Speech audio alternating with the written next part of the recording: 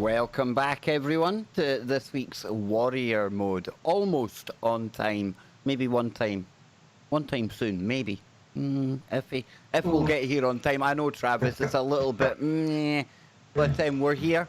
We're live, and I am absolutely thrilled to bits because Warrior Mode this week is going to be a continuation from last week's conversation about UFOs, aliens, disclosure, angels, demons, historic UFO events, and to help us tonight, we've got a very special guest. But before we get there, I'm not the only one here. No. There's three amigos plus one.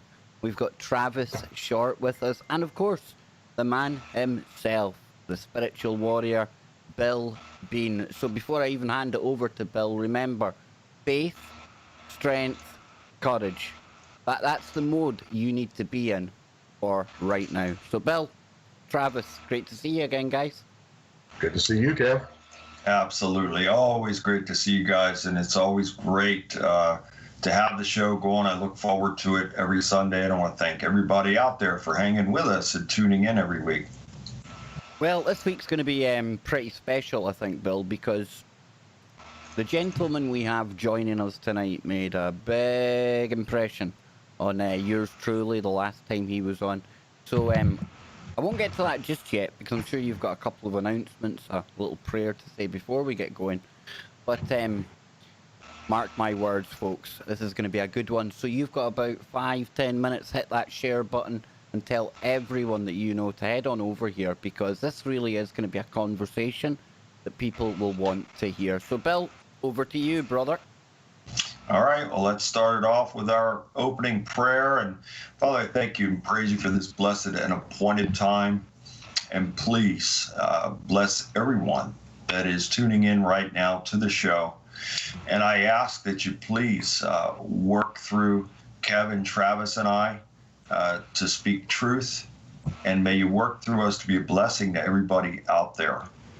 And I ask that you keep everyone in your hedge of protection 24 hours a day, 7 days a week for life, and bless them with an abundance of love, peace, joy, good health, and prosperity for life. Glory to you, Father, forevermore, in Jesus' name.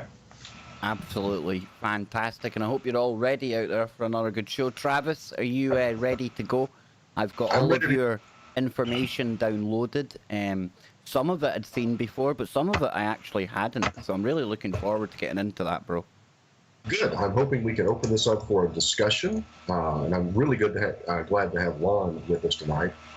And of course, I think he and Bill have some images to share as well. I just kind of wanted to pick up exactly where we left off last week. We got into this really interesting conversation about disclosure and about the amount of time which mankind might have known about UFOs, extraterrestrials, interdimensional beings, what have you. And we started talking about passages in the scripture, and Bill, we went over several of those last week that mentioned flying vehicles, flying cities, and then we started talking about medieval Renaissance paintings and the way that there are several medieval Renaissance pieces of art that seem to contain what would, by all accounts, be considered depictions of UFOs. So I put together a little slideshow presentation. There's several images. I just want to kind of bring those up, Kev, and walk through each of those and have a discussion between the four of us. And if the folks that are in the chat room want to put in their 2 cents, I would love to hear their pieces of information. At the final part of this presentation, I do a kind of a conclusion. I think there's 5 possible conclusions that we're looking at when we look at these images. Absolutely. So, can't wait to get into this. And you mentioned today's guest there, returning guest. His name is Lon Strickler, and he is a Fortean researcher, author, and publisher of the syndicated Phantoms and Monsters blog. And you've seen me there many times on my own show. Now, he began the blog in 2005, which has steadily grown in popularity and is read daily by tens of thousands of paranormal enthusiasts, investigators, and those people seeking the truth. Now, his research and reports have been featured on hundreds of online media sources. Several of these published reports have been presented on various television programs, including the History Channel's Ancient Aliens, Sci-Fi's Paranormal Witness, Fact or Faked Paranormal Files, and Destination America's Monsters and Mysteries in America. Now, he's actually been interviewed numerous times on one of the biggest radio shows in the world, Coast to Coast. And he was also featured on Destination America's Monsters and Mysteries in America. So, without any further ado, this is the guy that is also behind the Sykesville Monster. He also hosts his own radio show. He probably does even more things that I don't know about. But he's here with us. He's live, and he is Lon Strickler. How you doing, sir?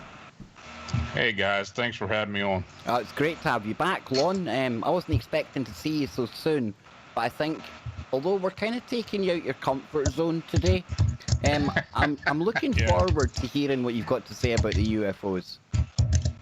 Well, all I can do is offer what I think, so well, we Lon, go to it. Before I get Travis to bring in his historic UFO information, let me just kind of catch you up on where we were last week, what prompted this actual conversation. And that was the ongoing and ever-increasing disclosure-type news that we're seeing now in the mainstream media. And the reason it's different this time is because since 2017, there's been almost like a sea change. It went from the ridiculous to the very serious when the mainstream media were actually covering these topics. And it's caused myself and many others to think, well, what's going on? Why is it that people from the Pentagon, people from the same alphabet agencies that have kept all this stuff secret, why is it they're deciding now is the time to tell us? So what's your thoughts, Lon? Have you noticed that there's been a kind of change in the way that they treat this kind of material? Be honest with you, I think they're kind of spoon-feeding us information now. I have no doubt what they're giving us is in fact something that actually happened, and it seems to be well documented. But the fact is, they're really showing us a small amount of the evidence.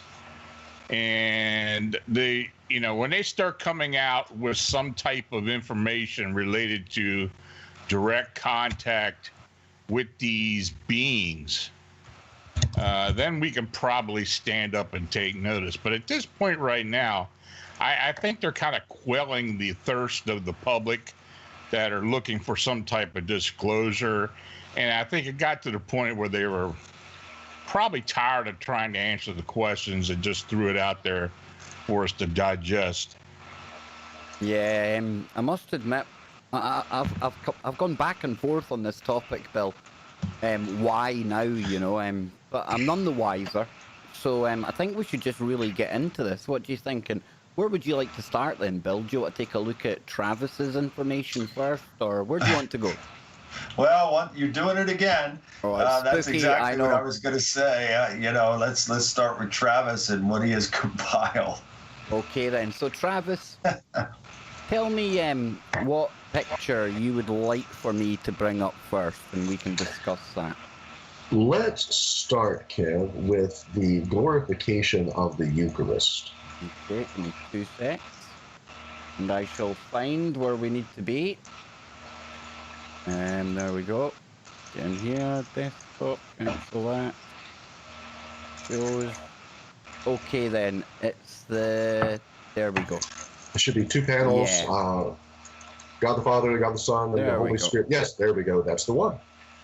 Okay, what we're looking at here is a painting entitled The Glorification of the Eucharist in San Lorenzo in San Pietro. It's a Romanesque-style Roman Catholic parish church in Montalcino in Tuscany, Italy. I've had the pleasure to be here.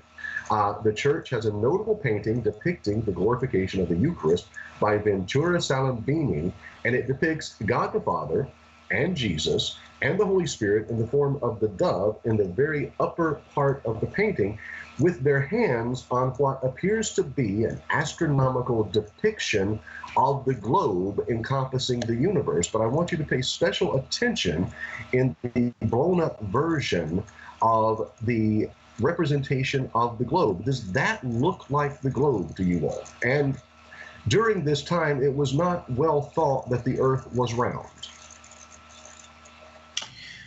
Yeah, that's amazing. That's an amazing find, Travis. Again, and there's more that Kevin's going to show here that you found. It's just indicative of something that obviously must have been present back in that time in order for the thought to even be there to add in these types of things. So they had to be having these types of sightings, even back in that time. And if you notice, it appears that if Jesus, who is on the left, and God the Father on the right, seem to be holding some type of antennae or control apparatus. Yeah. Absolutely. I can look at this a number of ways. One way, I really don't like looking at it this way, but I'm going to throw it out there. It looks to me as if that could be some model of, and I hate even saying it, the flat Earth. Because in the middle, if you can almost see a sphere within a sphere. You can see it going round the back, and then you've got the sun on the top, moon down below, possibly a depiction of that kind of model, and the universe encapsulated within it. Or another way you could look at it is if it is a globe, then the sun, although painted on it, is meant to represent it being outside, and the moon also similar. That's what I see, but the thing that interests me the most are the two antennae. But that really intrigues me a lot, because that there, antenna of any kind back in these times, that's a problem, right? Yeah. Lon, what about you, sir? Well, it seems to depict to me the possible known universe, or what's considered the possible known universe, and that everything involved with the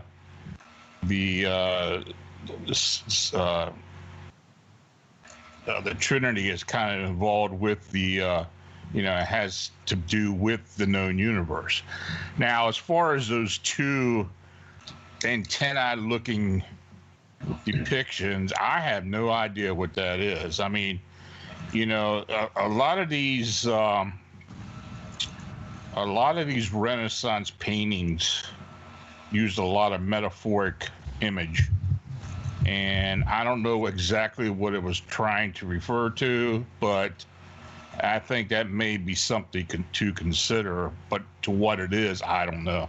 Now, in the bigger image, the one where you see the full thing, Yes. beneath where the actual globe and the antenna is sitting, there appears to be another type of glowing device below the cloud. What is that, Travis? That is supposed to be a depiction of the altar itself inside the cathedral. It's almost looking at this that you could kind of interpret it as above, so below. Absolutely. You've got God, Jesus, playing about with whatever that model of here, the physical world is. And then below it, almost that altar is almost our physical representation of what it is that they're actually playing about with. Does that make sense? It does, and I think one of the things I love about this particular conversation is it opens up. First of all, it exposes us to great pieces of art, and I'm a huge art lover. So I mean, I think it does that. It opens that up, but it also gets us looking at these pieces of art from our perspective and also from the perspective of the time they were painted. When I first saw this, the very first thing that I saw was that sphere, that globe with the antenna, it looks very much like an older model satellite that was being put up into orbit in the 70s and the 80s. Are you suggesting that Russia done it? Yes, Russia meddled in the Renaissance. That's exactly what happened. There was Russian meddling in the medieval Renaissance. Nothing new under the sun, guys. Nothing new under the sun. That's what I'm going to say. It keeps itself constantly. Yeah. But I'm hoping that folks that are watching and listening tonight, take a look yourself. If you're not seeing this, you're listening. Look up the glorification of the Eucharist. Take a look at this piece of artwork and look at it through a set of fresh eyes. And also, I'm hoping that folks are taking notes and they're going to use what we discussed tonight to kind of emblazon their own knowledge and embolden their line of thinking. Yeah, knowledge is power, that's for sure. So it's always good to seek and thirst for knowledge. You know, there's a device that's been found. Not a device. There's like something that was recovered. I'm gonna have to try and dig it up. But I've seen Richard Dolan talking about it. I've seen it on Ancient Aliens before. Yes. It's like the Antikythera. The Antikythera device. I think it's the answer. Is that what it is? Hang on, because this one, it just looks like almost, I don't think it is what you mentioned there. This one looks almost like it came from space, like an old probe. It's got one hole in it, round about where the moon should be. I'll dig it up as the show goes on, but certainly it seems familiar. Do you know what I mean? Yeah, it does. If you kind of look at it abstract wise, it kind of looks like the Death Star. It does. I was hoping somebody was going to bring that up. Yep, so does the moon, but we won't go there tonight. Not quite yet. Not quite yet. So, Travis, are we ready for the next one then? Let's jump to the Madonna and Saint Giovannino. There you go. Yeah. This one is one that I had discovered years ago. This painting is from around the 15th century. It most likely was painted by Domenico Ghirlandaio. It depicts Mary, the mother of Jesus, looking down at the baby Christ. In the background, you can see a clear picture of what appears to be a UFO flying, while there is a man in the background blocking the sun with his hand and stares at the flying object. On the adoration of the child from Pinacatecchio, we can also clearly see strange flying objects, a red animal flying in the sky. Now, Kev, if you look at this image, and what I want to draw attention to, two things. Well, three things. You have the object. If you look directly, it would be above Mary's left shoulder. In the sky, there is a black object that's just floating. Directly below that is the gentleman in the background with his dog, and they're staring at it. Yeah, it's almost isn't like that amazing? It's almost as if he's pointing at it. Yeah, I thought the same thing, Kev. Yeah. Yeah, his arms up, look. Yeah. So again, we have a problem here because there shouldn't be anything in the sky in this time period. Now, again, let's make sure that we understand that we're not talking here about photographs of flying objects, but we're talking about depiction of flying objects in medieval Renaissance painting. I'm not making any claim that this is actually a photograph or an actual image of something that took place, but we're seeing these depictions of these objects, technological objects that should not appear in medieval Renaissance paintings. Yes. And you know what? Without that dude or female, you know, I'm nice and woke, I'm inclusive. You know, whatever is pointing at that thing in the sky, that kind of, it emphasizes it, it highlights it. If I was painting back in the day, if I was going to depict anything in the sky, well, it'd probably be a bird. That doesn't look very bird-like. Not very bird-like. Not very bird-like. No. Well, and if you also look, you know, you've got very faintly Renaissance years before that, a lot of these artists injected personal experiences in their paintings. Yes. And that very well may be the artist himself depicting something that he may have witnessed at some point. Very good point, Lon. Absolutely, Lon, and you touch on one of the 5 conclusions that I have on the last slide of this presentation. That's very possible that is what we're looking at. But one of the things, if you'll notice, around Mary's head, you faintly see a faded halo. Yeah. It's very faint. And one of the pieces of research that I was looking at was actually pointing out, is that Mary's halo, or is it more of a mothership to the smaller ship? What are we looking at here?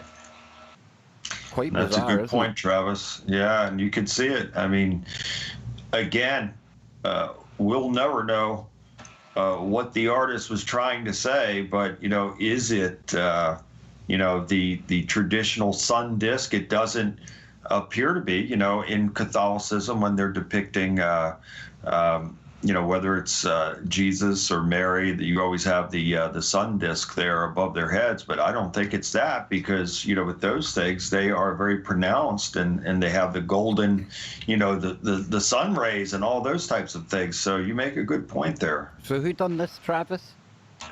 This was by. Hold on just one second, Kev. My slide jumped Now, ahead. while you dig that up, I'm going to show the object that I thought the first one looked like. Okay. So there's what we've seen, and here's what I remember seeing on Ancient Aliens. Yes. Yep. Very it's interesting. Just that hole there. I'm not saying it is, but that's what reminded me of that image. That what we're calling the moon or whatever. Mm-hmm. That jumped right into my mind. Well, obviously, somebody was trying to tell us something back then, that's for sure. Yeah, I believe that's Eastern Europe. Now, the chances are there's probably a very terrestrial explanation to this. It looks like something we would make. It looks like something that's fallen out the sky. And, as much as we like to think we know everything that's up there and everything that we're doing, chances are there's probably stuff falling down all the time. Secret stuff they've used, stuff that didn't work. I try to fall on the side of UFOs whenever I can, but logic gets in the way. It does. So I don't know, but that definitely reminded me of that there. So let's get back to your image we were on, shall we? There we go. You asked me who painted it. Supposedly, it is most likely painted by Domenico Ghirlandaio. What time period's that? 15th century. So 1400s. Wow. If it wasn't for that guy stood there almost pointing at it, I know. Yeah, I would dismiss it as a dirty finger, a smudge, something like that. But no, I'm not sure. That's a good one. I don't think I've seen that with the guy pointing at it before. It doesn't.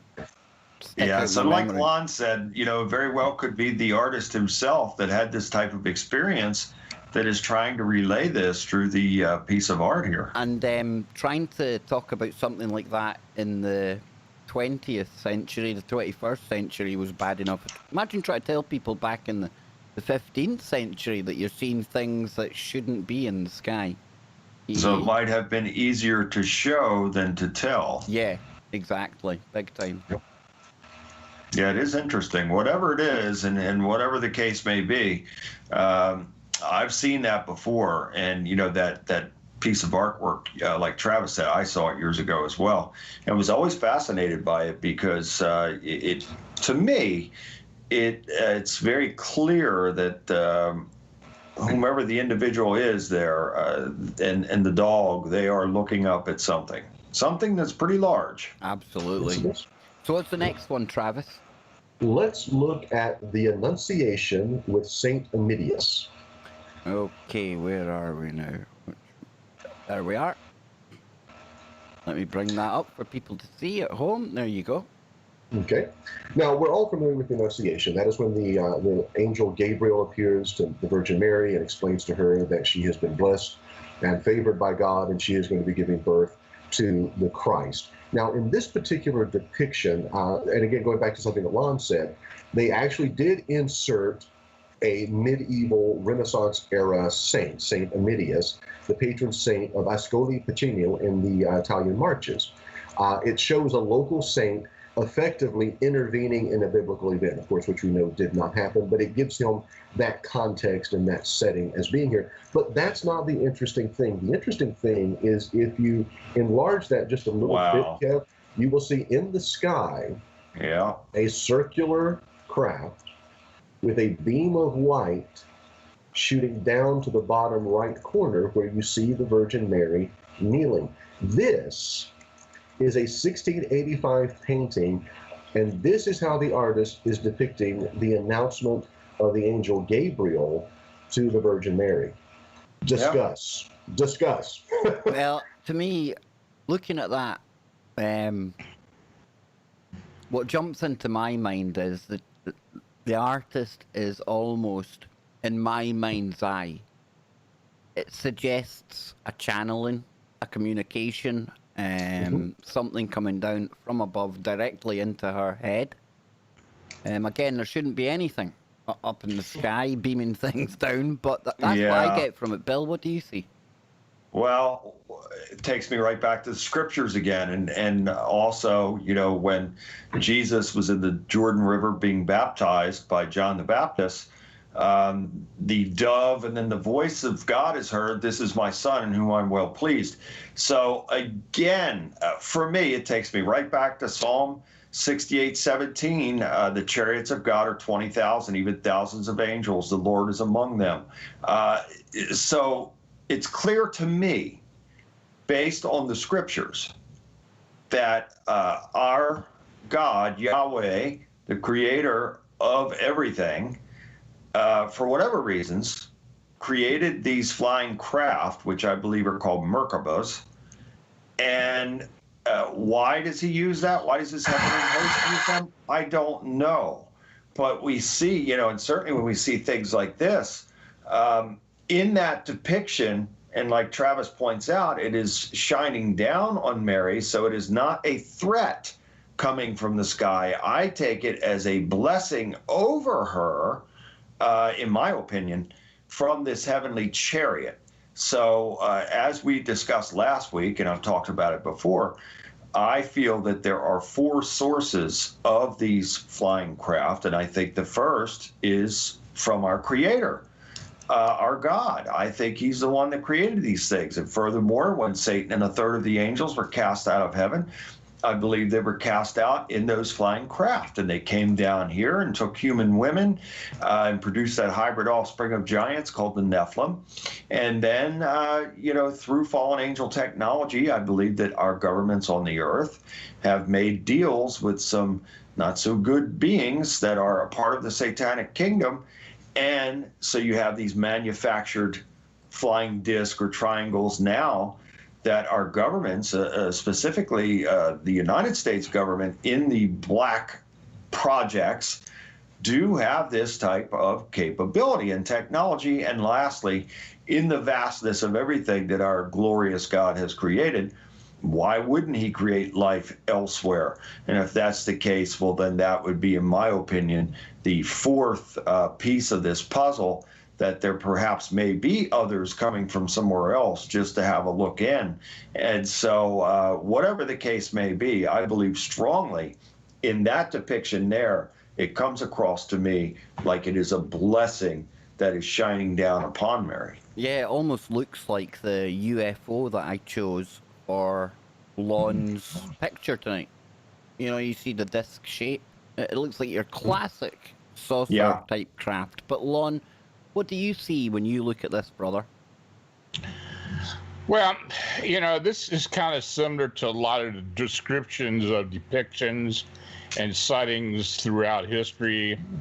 I can kind of go back and talk about in the 18th dynasty, the Egyptian dynasty, with the Aten, and the possible sighting of some type of disk or sun disk, which I believe may very well have been some type of UFO or some type of entity, thus ushering the monotheistic belief from Akhenaten. I think something happened there that caused some stir within the royal family. You know, you can also come forward into the Fatima sightings, where the miracle of the sun, which have been taken in pictures, and I do have photos of that, of some type of circular craft. People said it was the sun, but it was some type of circular object that was seen. I think this type of phenomena has been seen throughout human history.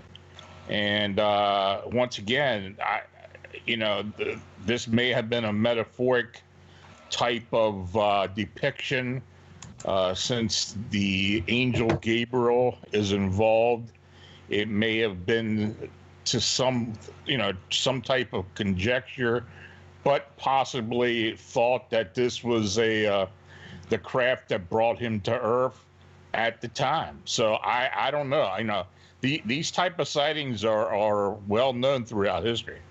Yeah, they're very numerous indeed. And I don't know, it just makes it slightly more intriguing, interesting when you see things depicted in a time period where things shouldn't exist that they're depicting. So, yeah, this one, very, very, very interesting. I've got a big question mark on it, I must admit, Travis. I'd seen this before. I've never spent this time actually looking at it, and some of the detail on this painting, it's absolutely amazing. Yeah, it's beautiful. Yeah, there's probably a lot hidden in here that you can't see at first glance, but that there, I agree. You can't miss it. You just can't, No. you know? And you can't in the next one that we're getting ready to bring up either, and Bill's already touched on it. The next one is called The Baptism of the Christ from 1710. Sorry, Travis. There we go. Nope. Oh, come on. Yeah, there it is. 1710 depicts both Jesus of Nazareth, John the Baptizer in the Jordan River, with a disc hovering using beams to highlight the event. And now the Yeah. scriptures, as Bill already has said, the heavens opened, a dove descended, and the voice from heaven saying, "This is my beloved Son, in whom I am well pleased. Hear Yeah. ye him."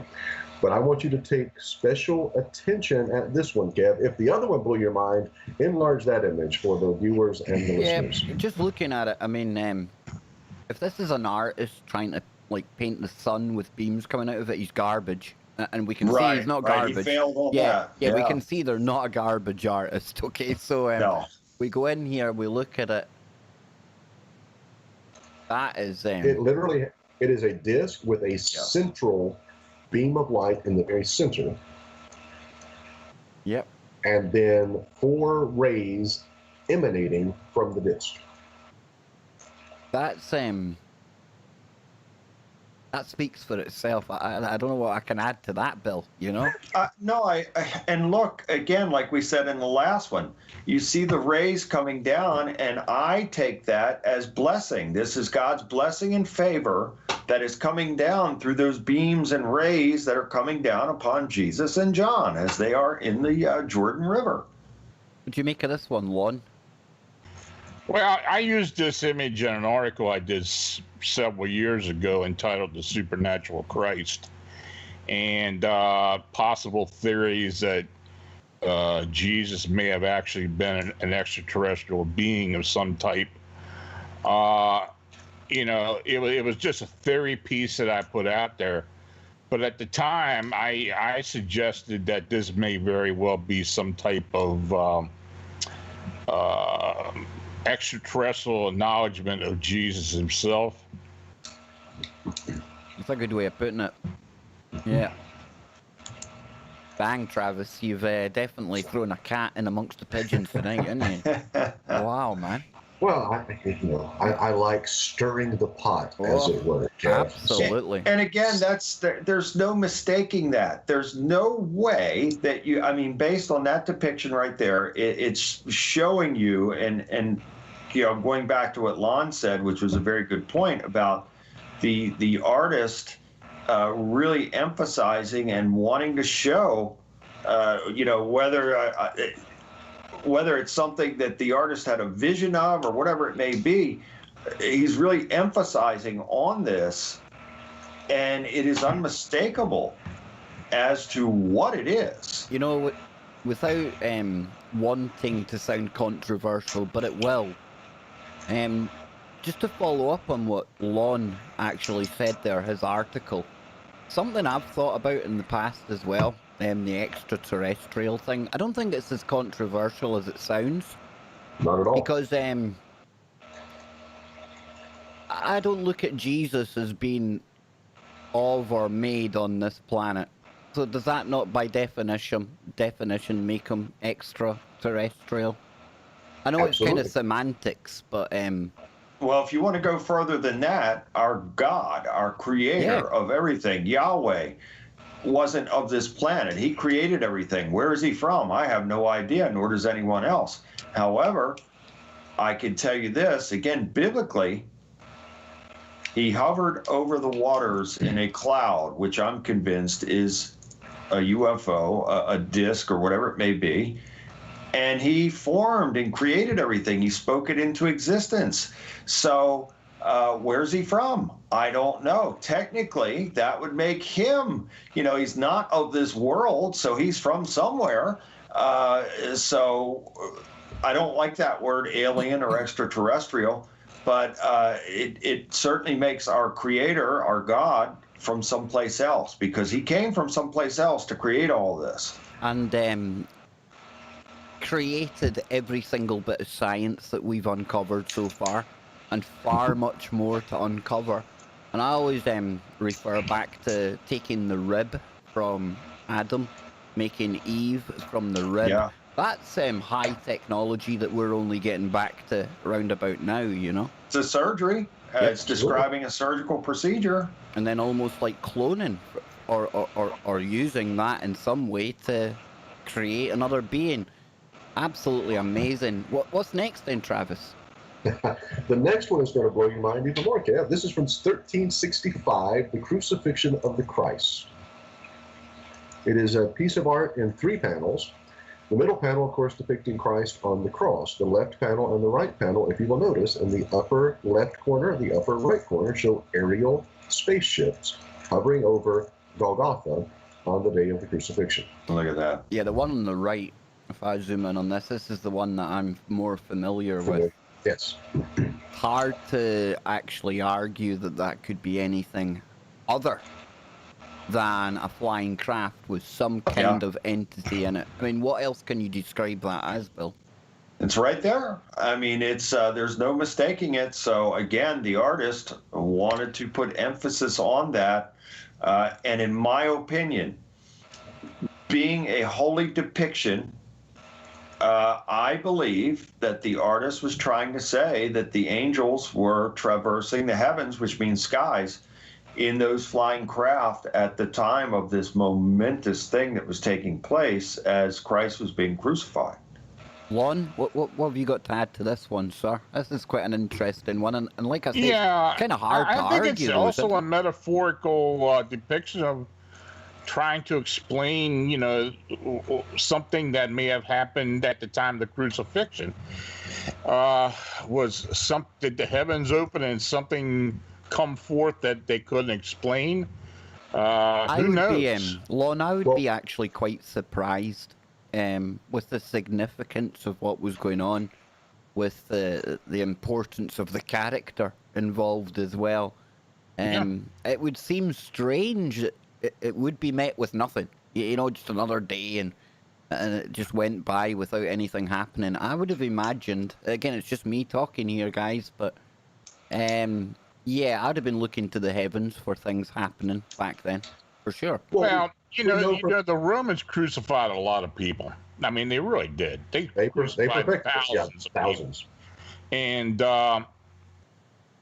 with this one particular crucifixion, something, as far as when you're talking about the Bible itself and the belief in the Bible that something extraordinary happened.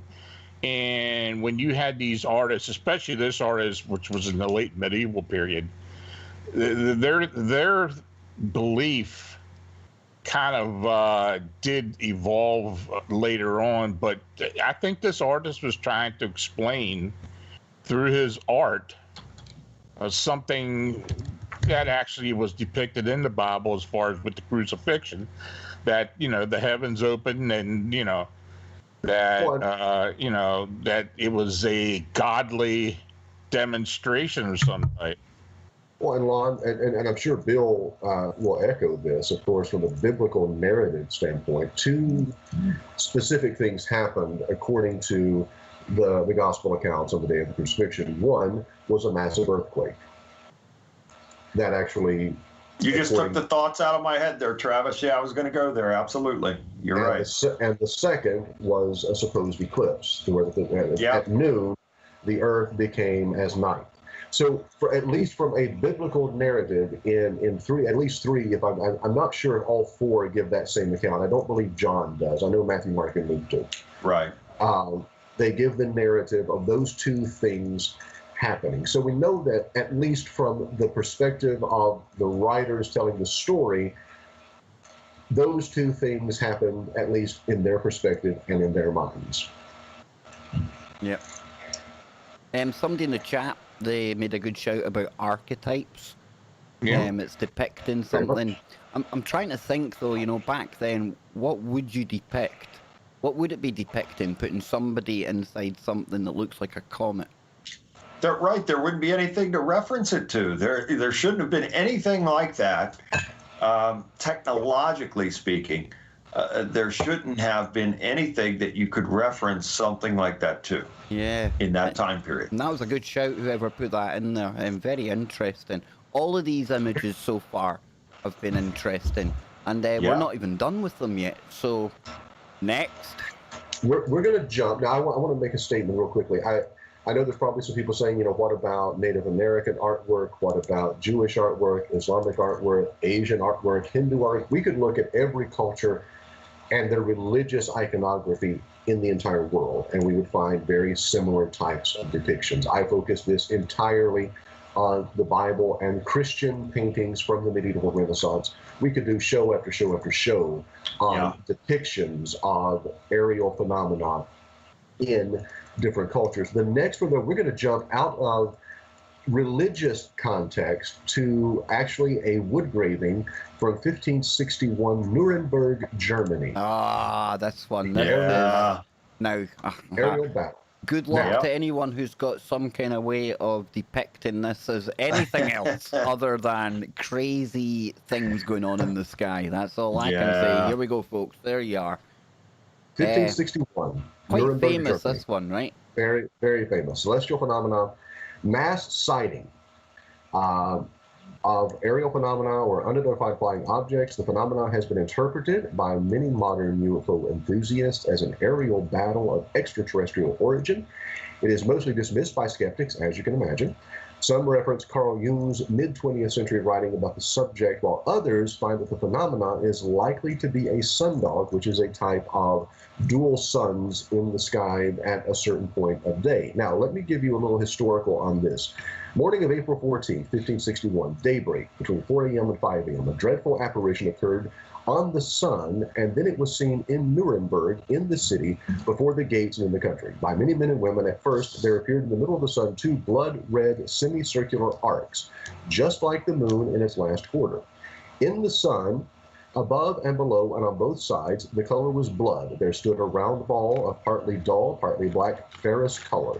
Likewise, there stood on both sides, and as a torus about the sun, such blood-red ones and other balls in large number, about 3 in a line, 4 in a square, also some alone. In between these globes, there were visible few blood-red crosses between, and I pay special attention to that part of the reference, blood-red crosses, between which there were blood-red strips, becoming thicker to the rear and in the front, malleable like rods of reed grass, which were intermingled among the two big rods, one on the right and the other on the left.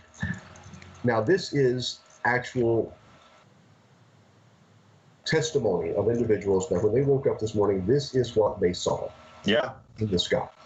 You can see the depiction from the wood graving. This was their best attempt at putting it into some visual context for other individuals. What do you guys got? Discuss. I mean, these big long ones with the lights, the first thing that comes to my mind is something like the Phoenix lights. Some massive craft like that. I like your idea about the sundog. If it had stopped with the two kind of crescents and they'd been on either side of the sun, I'd been with you all the way and I'd have gone, yep, totally scientific kind of explanation for this. Nothing to see here. But I can't, Bill. I can't honestly write this off. It is what it looks like, and it is what it sounds like it's described as, like a battle in the sky. Yeah, and the most amazing thing, as Travis stated, was that there is testimony, eyewitness testimony based on this, saying, hey, this is what we saw. And, you know, so it's not just an artist that has a vision or an idea, you know, in his mind, in his head. This is supposedly based on some eyewitness testimony. So I find that to be very interesting and very compelling as well. I'd be interested to hear what Lon thinks about Yeah, this. Lon, let's have your take on this one, sir. Well, some of these shapes are very similar to craft people have seen and reported to us and to other researchers, especially the cylinder-type craft, the cross-like craft shapes. What I find interesting about this is that down in the lower right, it seems that they're actually taking shots at it with a cannon. Yeah. Mhm. Yeah, isn't that interesting? Yep. Brings to mind the Battle of L.A. The Battle of Los Yeah. Angeles. This is Travis. German. Germany was a very aggressive state at that period of time, and they had been previous after that. They probably saw something extraordinary in the sky and decided that they needed to defend themselves from it and started taking shots at it. Yeah, that's what that. All the times I've seen this, I've never even paid attention to that bit down the bottom. I've always been too busy looking at the things in the sky, Travis. Exactly. Yeah. And it takes a fresh set of eyes and the four crazy guys on this show, putting their heads together and The saying, four "Look at horsemen all-" this week. We've got the four horsemen. We are the four horsemen Yep, this week. I'm telling you, we are. So we've only got one left. So We do. I think by This act- process of deduction, even I can get this one right. Here we go. Yeah, this one is from 5 years later in Germany, 1566. Now, is there any chance that they could be, and again, I'm playing devil's advocate here, but is there any chance they could be depicting the same event, only the dates are wrong, maybe? I don't know. This one occurred over 3 days. Okay. July Wow. 27th, July 28th, and August 7th. Against what really stands out to me. I haven't seen this before, I haven't or seen this one either. I've seen or unless I just don't remember it. But the actual dark and light orbs reminds me of a incident that I reported, and actually was in my alien disclosure book. Something that happened before the abduction, where the woman and her mother witnessed small red and white orbs all around the house, making popping sounds as they collided with each other, and eventually led to a couple of days later the woman actually being abducted. And for what I know, she never returned. I've been checking up on it for years, and she just literally disappeared. Well, Lon, that's a bit strange because, Travis, he said yourself, this is, it took place over a couple of days, right? It did. The 27th and 28th of July, then again on August 7th. Yeah, Now, according to the historical record regarding this particular engraving, during 1566, on those 3 dates, after the sun had shone warm on a clear, bright sky, then around 9 p.m., it suddenly took a different shape and color. First, the sun lost all radiance and luster, and it was no bigger than the full moon, and finally seemed to weep tears of blood, and the air behind him went dark. He was seen by all the people of the city and countryside in much the same way also the moon, which has already been almost full and had shone through the night, assuming an almost blood-red color. The next day, Sunday, the sun rose at 6 and slept with the same appearance it had when it was lying before. He lit the house streets around as everything was blood-red and fiery, and the dawn of August 7th, we saw large black spheres coming and going with great speed and precipitation before the sun, and chattered as if they led a fight, much like Lon is talking about right now. Those sounds popping like they were interacting with each other. Many of them were fiery red and soon crumbled and then extinguished. And of course, this is a translation of what you're seeing on the graving. Yeah, that's interesting. Sure is. Very similar, especially since yeah. it's something that I reported that, I had no idea this actual woodcut. So, yeah, that's interesting. Very, Fun stuff. very interesting when you think about it. Lon, when was that you reported on that particular case? That happened back in, oh God, I'd say maybe 7 or 8 years ago, almost a decade ago. I have I could pull up the actual case and read it if you want me to at some point. Yeah, I think that'd be But, awesome. Yeah. Well, yeah, I can do it. It was July of 2009, actually, when it happened. And did you say that you don't think that the person involved to this date that they've not come back? No, she hasn't come back. No, she hasn't come back. I've checked with the when she disappeared. Her mother actually called the authorities. This was in the state of Washington, and I have checked with the state numerous times since that time, and she has not returned. And there's no record of her ever returning. The fact that it's not like she picked up and took off with somebody, because all her earthly possessions were left there. She just simply disappeared. So that puts you right, again, going back to the Bible, that would put you in mind of Enoch, who never saw death. He was taken up, and Elijah. So again, that's very interesting. And boy, try and come to some conclusions on something like that, or a rational explanation. I think that it will elude us unless God himself reveals it. Well, like I said, if you want me to read the account, I can. That's up to you. At some point, you want me to do that, I can do that. I would certainly like that, only because of the similarity that we're kind of drawing here with this historic case, And I've never heard, I can't speak for anyone else, but I've never heard of an abduction type case where we don't get the person involved back. How about you, Travis? Have you heard of one of them before? Not at all. No. Bill? Yes, I have. There are cases of this that had taken place in Alaska. And many, many, many people have gone missing in Alaska. And I've watched some shows on this and studied about it a little bit.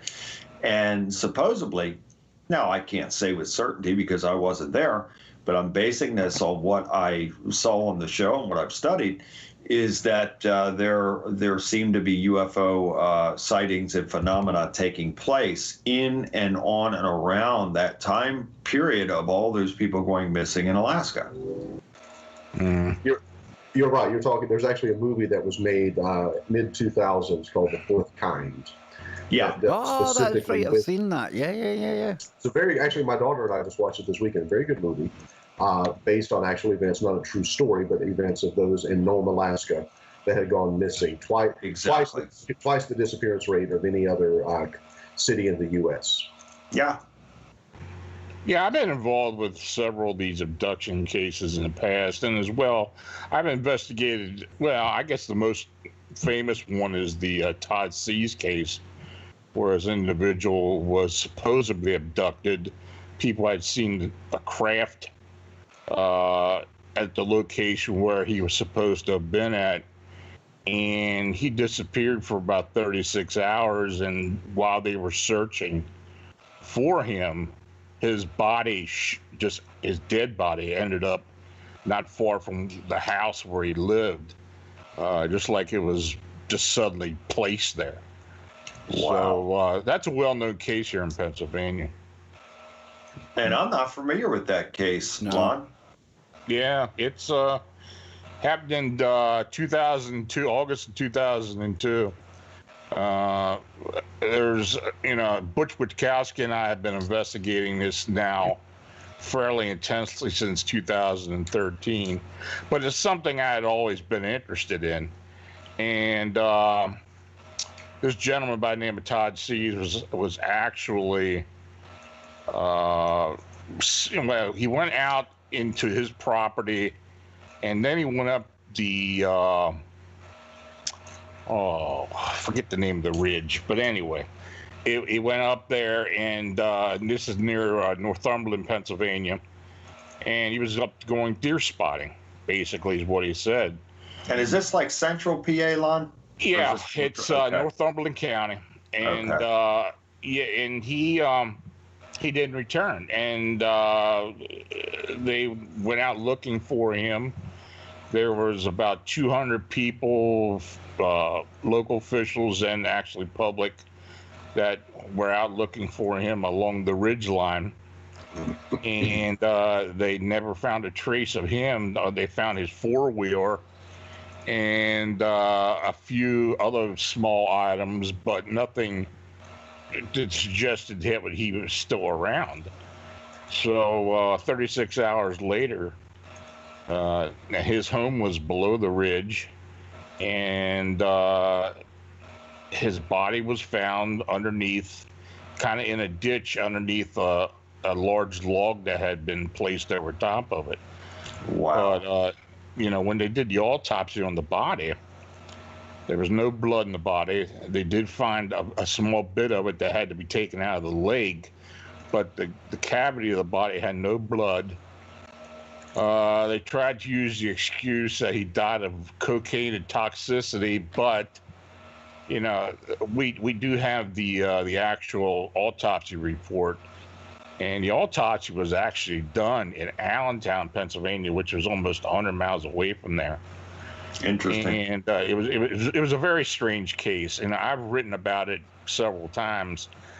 But the one interesting aspect to this, well, two interesting aspects to this, is that there were two UFO reports, one from fishermen on the west branch of the Susquehanna River, that at the time the actual missing time he was missing, they witnessed a large disc craft hovering above the power line and saw what they thought was some type of person or human or humanoid being lifted up into the craft. Wow. This is And like then on the other, yeah. and then on the other side of the ridge, a farmer saw the same craft and reported. Now, these reports were made to New Fork, and they're published accounts. And since that time, there have been several reports of these large dish craft on that ridge. Now, also, when the body was found, all the people that were in the actual search and rescue were gathered up and taken to a local firehouse. The doors were closed. Wow, this just gets stranger and stranger. Government officials told those individuals that, to keep this quiet. There's nothing needs to be said about it. And they were basically threatened. And we have talked to people that were there. Some people want to say it was the FBI, but the FBI doesn't get involved in missing person cases. I think this was actually United States Air Force personnel that were involved with this. So this was it was a huge cover-up. I mean, as far as we're concerned, and we're still trying to find evidence of this. But like I said, one of my recent books called Alien Disclosure, Experiences Expose Reality, this is detailed in there.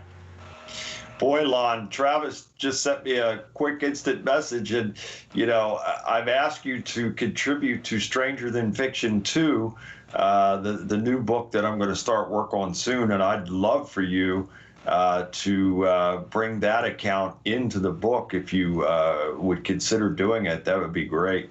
No, that's fine. That sounds like a kind of combination of some of my favourite topics. You've got the cattle mutilation and missing 411. It's like a combination of the two of them, right? Strange. Well, this was somewhat of a human mutilation type case. Yep. It's the only case that I know of where an actual abductee, if this was an abduction, though we do believe it is, was found deceased. And they drained of his blood. I mean, just amazing. And that, and that puts it so, kind of puts it into perspective. And Kev mentioned this because he was probably thinking it as well, that, in these cattle mutilation cases, the blood is drained from their bodies also. So it's very interesting. Yeah, big time. Now, I can think of one historic, strange case from the UK. We need to go back to the 12th century for this one. I'm sure a lot of people will be familiar with it, maybe not. but it's the Green Children of Woolpit. Yeah. Yeah, and for people who don't know, it's the Yeah, legend I'm of not the Green. familiar with that one. Oh, wait, you hear this, Bill.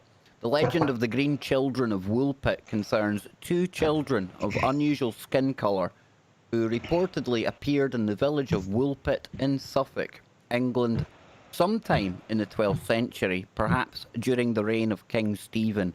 Now, the children, brother and sister, were generally normal appearance except for the green colour of the skin, and they spoke in an unknown language, and they would only eat raw, broad beans. Now, eventually, Wow. they learned to eat other food and lost their green pallor, but the boy was sickly, and he passed away soon after, and he and his sister were, or after he and his sister were baptized, and the girl adjusted to her new life, but she was considered to be rather loose and wanton in her conduct. Now, after she learned to speak English, the girl explained that she and her brother came from St. Martin's Land, a subterranean world inhabited by green people. There you go. So Interesting. there's the kind of bare basics on that one. Certainly a historical story that suggests people coming from somewhere we don't know about, Bill, you know? And I believe that. And, again, I don't understand how it works no more than I understand how a dimensional doorway can open, but I absolutely believe that it's real because I've experienced such things, both as a victim of having demonic, paranormal, supernatural experiences and as this spiritual warrior on the behalf of others. So I know it's real.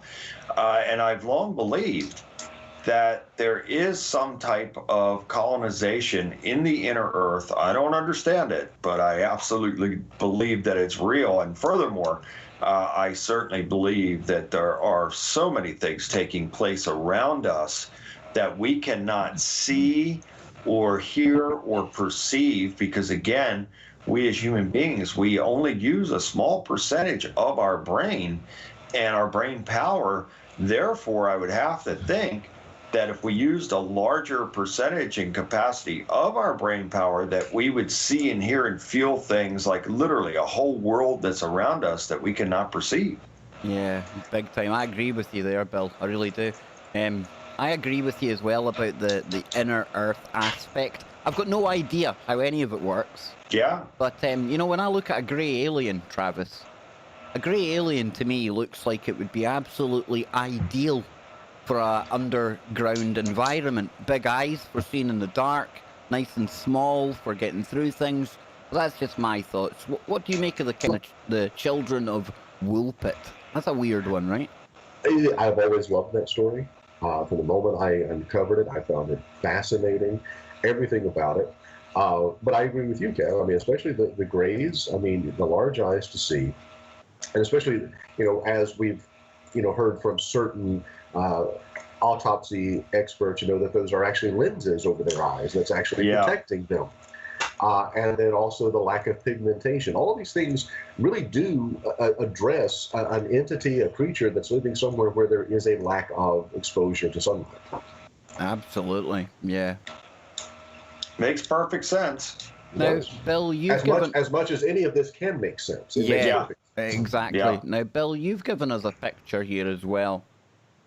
And this, well, I'll let the picture do the talking. I'll blow it up a little bit. There you go, folks. Have at it. Travis, Yeah. I mean, Bill, you described us what was happening here. I think you sent this to me at one point because I remember seeing it. Yeah.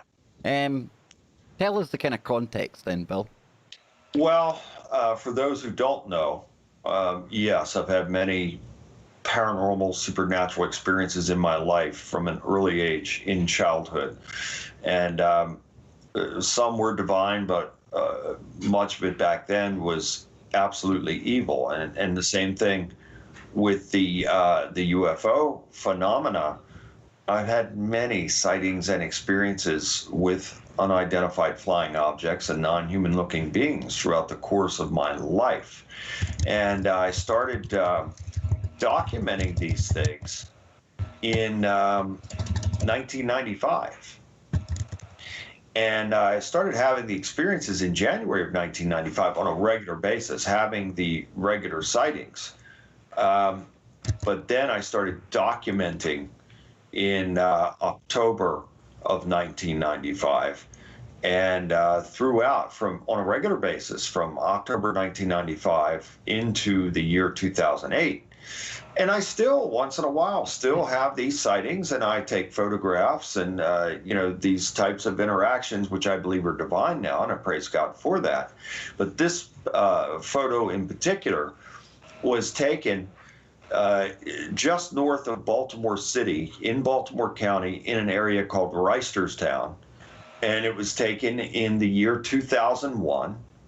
And this is broad daylight, a cylindrical object in the sky over. I was at a bank. I had just left this bank. I had cashed my paycheck, and I came out. I carried a camera with me everywhere that I went, and happened to catch a glimpse of this.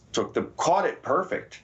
I mean, there's no way that I could have gotten it any more clearly unless I was closer to it or it was lower.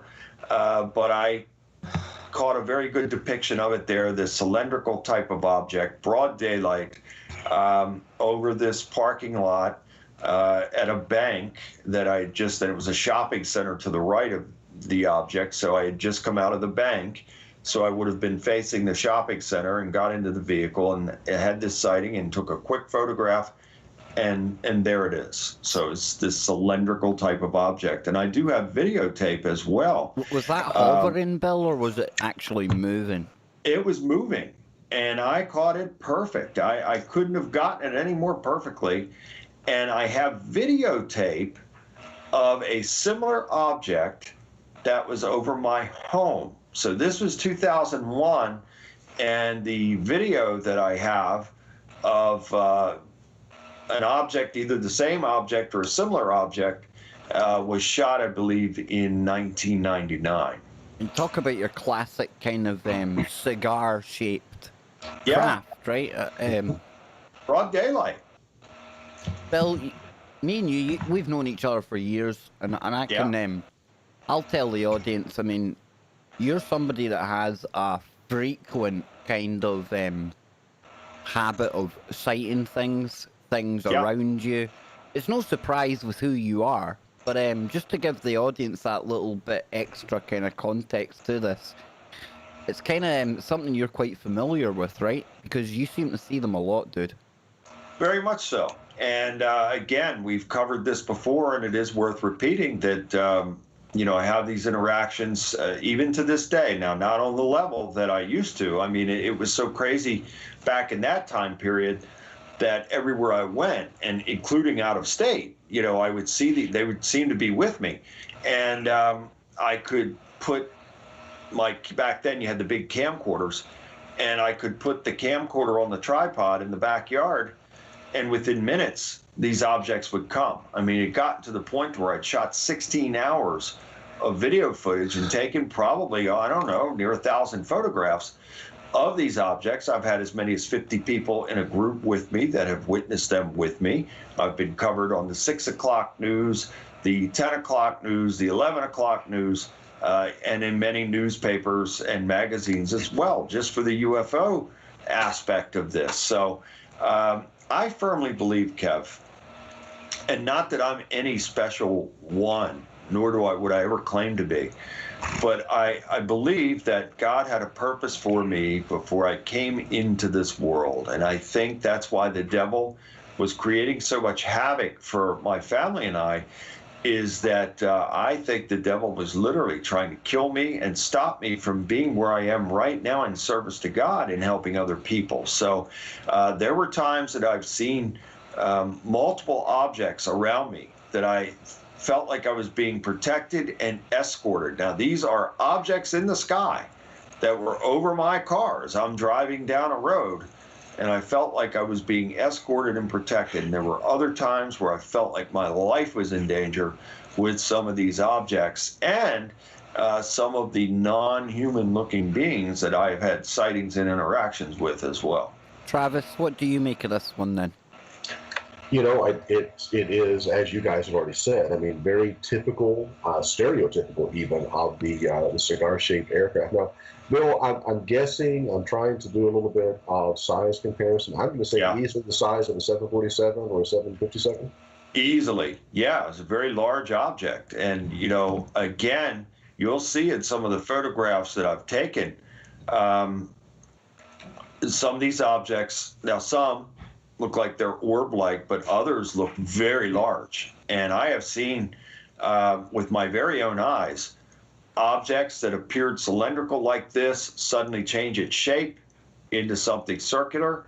I have also seen rectangular type of objects that would shrink back down and then go back. I mean, I have truly seen things that most people would just, if they saw it, they'd run, or they would be rubbing their eyes saying, am I really seeing this right now? So, Lon, you're more the phantoms and monsters guy. I get that, but do you get contacted a lot about this kind of thing? UFOs, aliens, yeah? Yeah. Did we lose Lon there? Lon, you there? I think he muted out. I think I can still see him on the call. I'll get an in. There he is. There he is.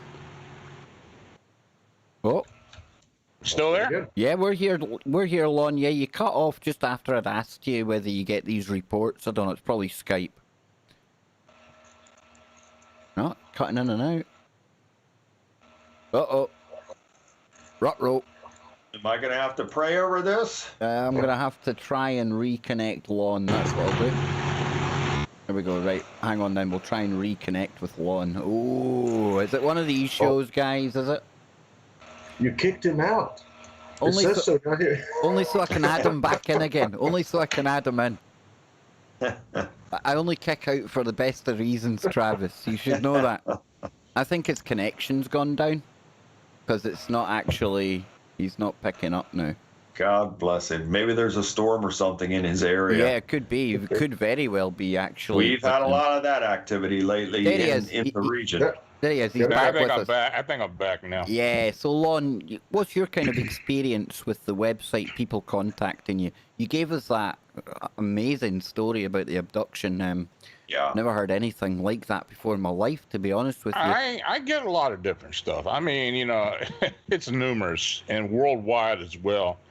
It's interesting what Bill was talking about, because it's an area close to where I used to live at. Not too far from where I live now, but in same region. These type of craft are reported a lot down in Baltimore County, northwest Baltimore County. And in fact, large rectangles, large triangles are also seen. I mean, huge craft that are seen for seconds and just suddenly disappear. I remember one in particular where a dark triangle craft was suddenly appeared hovering over the Owings Mills Mall, which isn't far from there. Yeah. And it suddenly disappeared. And I received calls from 6 different witnesses at that time. So it's something that happens. I've had the same thing happen over Windsor Mill, which is another area over near Lon, Woodlawn. that's where I lived. Yeah, that's where I lived at that time. Yeah. Where I've got a good bit of that footage was in the Windsor Mill, Baltimore County area. Yeah, that whole area of Baltimore County has had a lot of strange phenomena as far as aerial activity. Now, is there any, again, I'll play devil's advocate, any military type facilities in that area, Bill? Oh, absolutely. Yeah. I believe there may be a military involvement with this stuff. Yeah, I think I agree with Lon 100%. And yeah, we have Aberdeen Proving Ground, and what's the other one out there, Lon? Edgewood. Edgewood, yeah. You know, people might say, but Kev, we don't see anything in the military that looks like a big long tube or anything like that. And I get it. Granted. Agreed. When it comes to aviation, we certainly don't have that long cylindrical cigar thing. But I was in the army back in the mid-90s, and we were shooting drones out the sky. Now, my thinking is, and I've got nothing to back this up, but when I look at a cylinder like that, you know, you could be looking at something that could be taking numerous drones for deployment, like a swarm of drones somewhere, as opposed to flying them out all individually. You take them in some bigger craft and deploy them from there. Something like that. I don't know. I'm just trying to think practically what that could be for, Travis, Bill, Lon, if it was military, you know? I don't know, but you know, this type of phenomenon has been going on for a long time. Yeah. We got a lot of that up in Pennsylvania as well. Yes, absolutely. The Susquehanna River Valley is well known for these these triangular craft, as well as drone sightings, and you know, it happens. It's just a ton of sightings they're coming out of there, and in my opinion, you know, when I say government involvement, I believe, and can I prove it? No, but I strongly believe that it goes back to what I said earlier, that our governments in the shadows, and I'm not saying our regular, everyday, functioning, operating government, I'm talking about the clandestine operations that are done in the shadows. I believe that factions of these governments, it's certainly in America and in the state of Maryland and many other states, have these types of programs to where perhaps it is a joint military, for lack of better description or term, extraterrestrial endeavor. And in my opinion, these entities are from the Satanic Kingdom that have made these deals.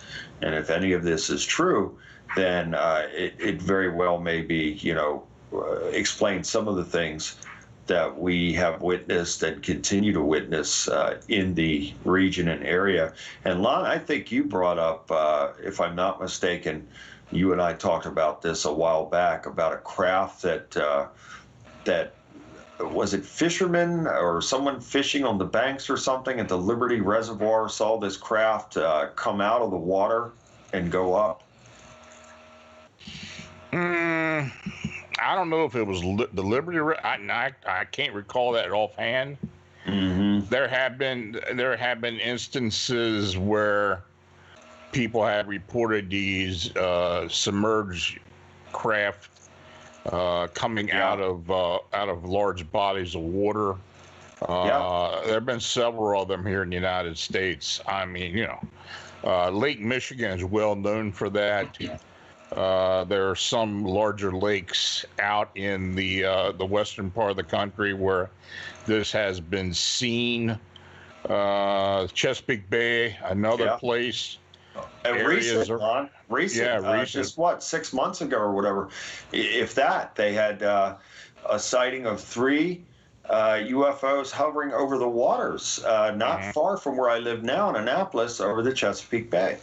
Yeah, they've been reported. I mean, you know, Florida is rife with this type of activity, especially in the Gulf Coast and then around Puerto Rico. There have been submerged sightings as well. So even Key West. So yeah, I have received these reports for many years, and you know, at this point now, I guess it's nothing really surprises me anymore. I agree. But you know, yeah, we do get a lot of that.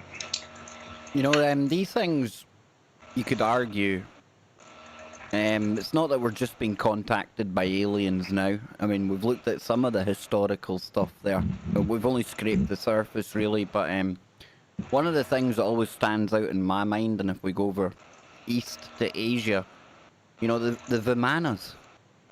You know? Correct. So you had the Merkabas and the Vimanas.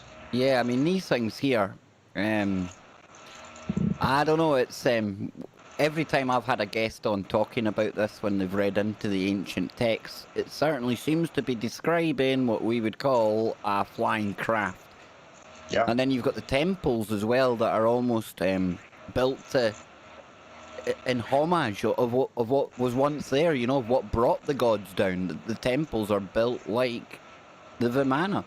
So, I don't know. I think there's an overwhelming amount of evidence for something.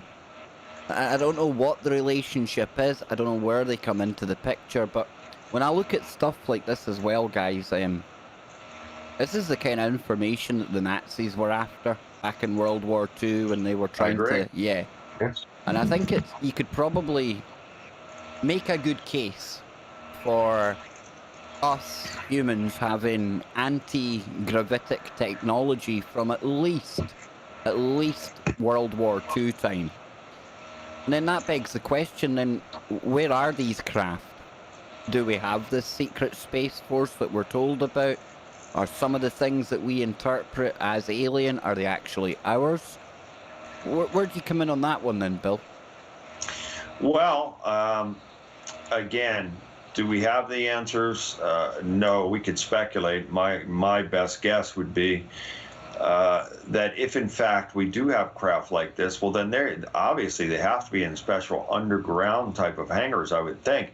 Now that said, you have places like Area 51 and perhaps Wright-Patterson and some of these other places that would have these gigantic hangars for some of the disc objects and perhaps the triangular objects as well.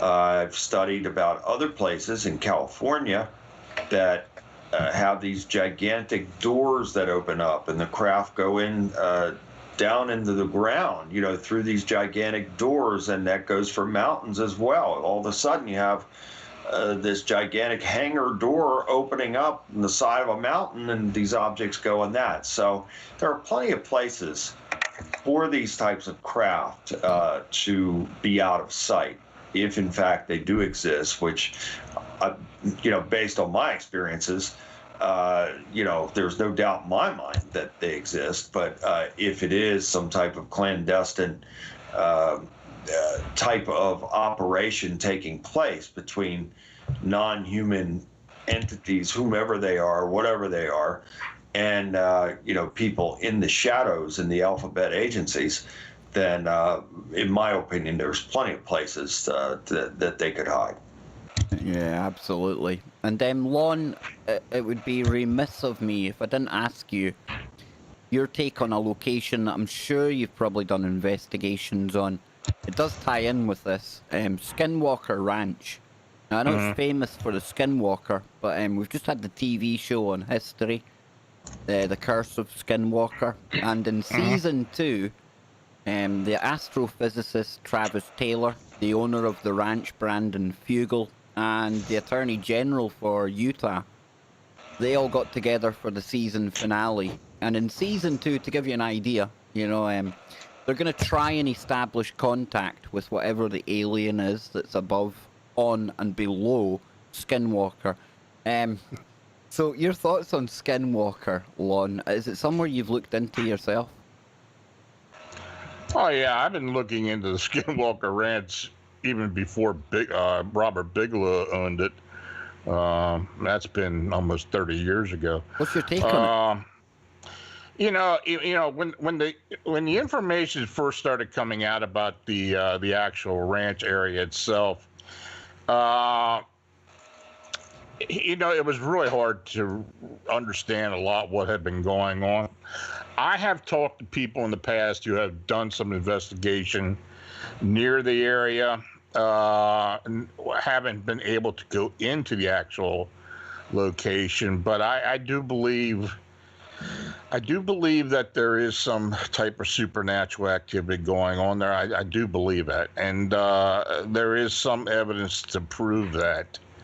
But as to the extent of the phenomena, I really can't tell. You know, the TV show, the more recent TV show, I wasn't really impressed with it for the fact that they seem to embellish on a lot of what they were doing. You know, now of course I know it's TV, and they've got to get the entertainment part of it in there for people to continue watching.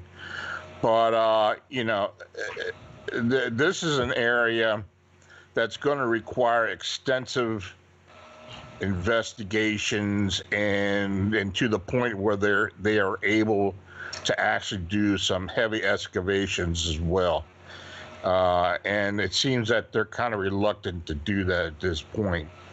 So the one thing about the Skinwalker Ranch that a lot of people don't know more recently, now of course this gentleman owns it now. He bought it from Rock Bigelow about 3 years ago, and the state of Utah at that point got involved with this property.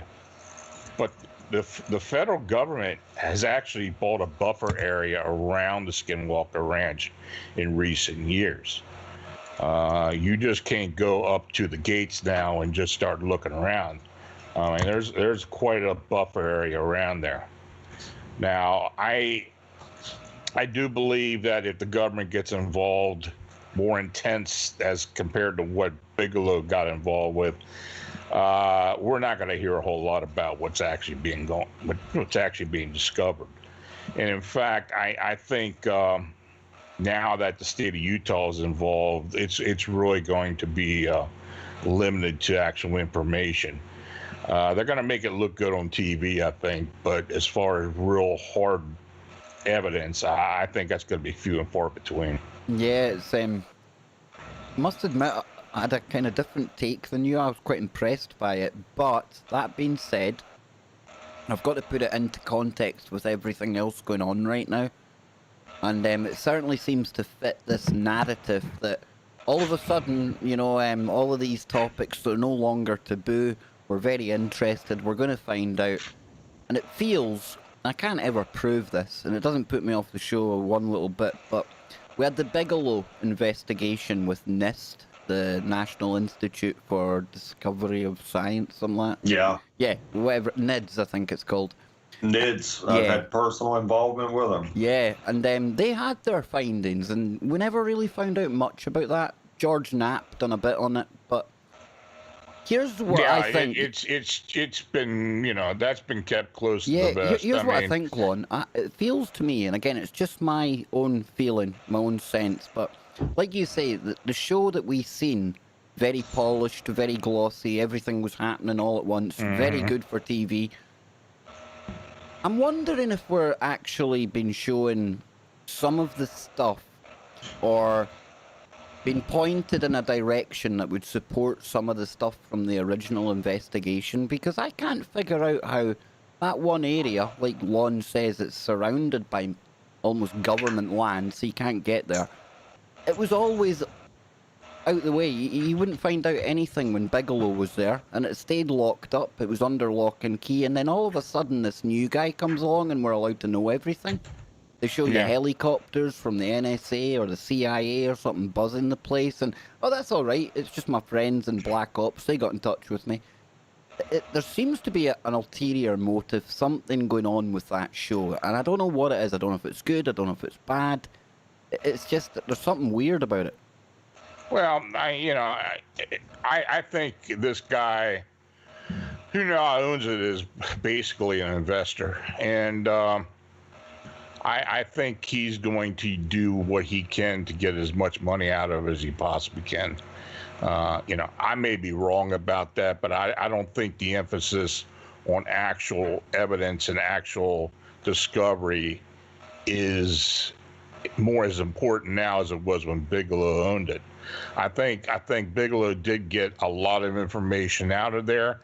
I have talked to people who have worked with him personally about that, and I think he got what he felt he could, and made a considerable profit when selling it, and just got out of it. And I think this other guy who's there now is going to try to recoup as much he can in some type of, just like we're seeing now with this TV show.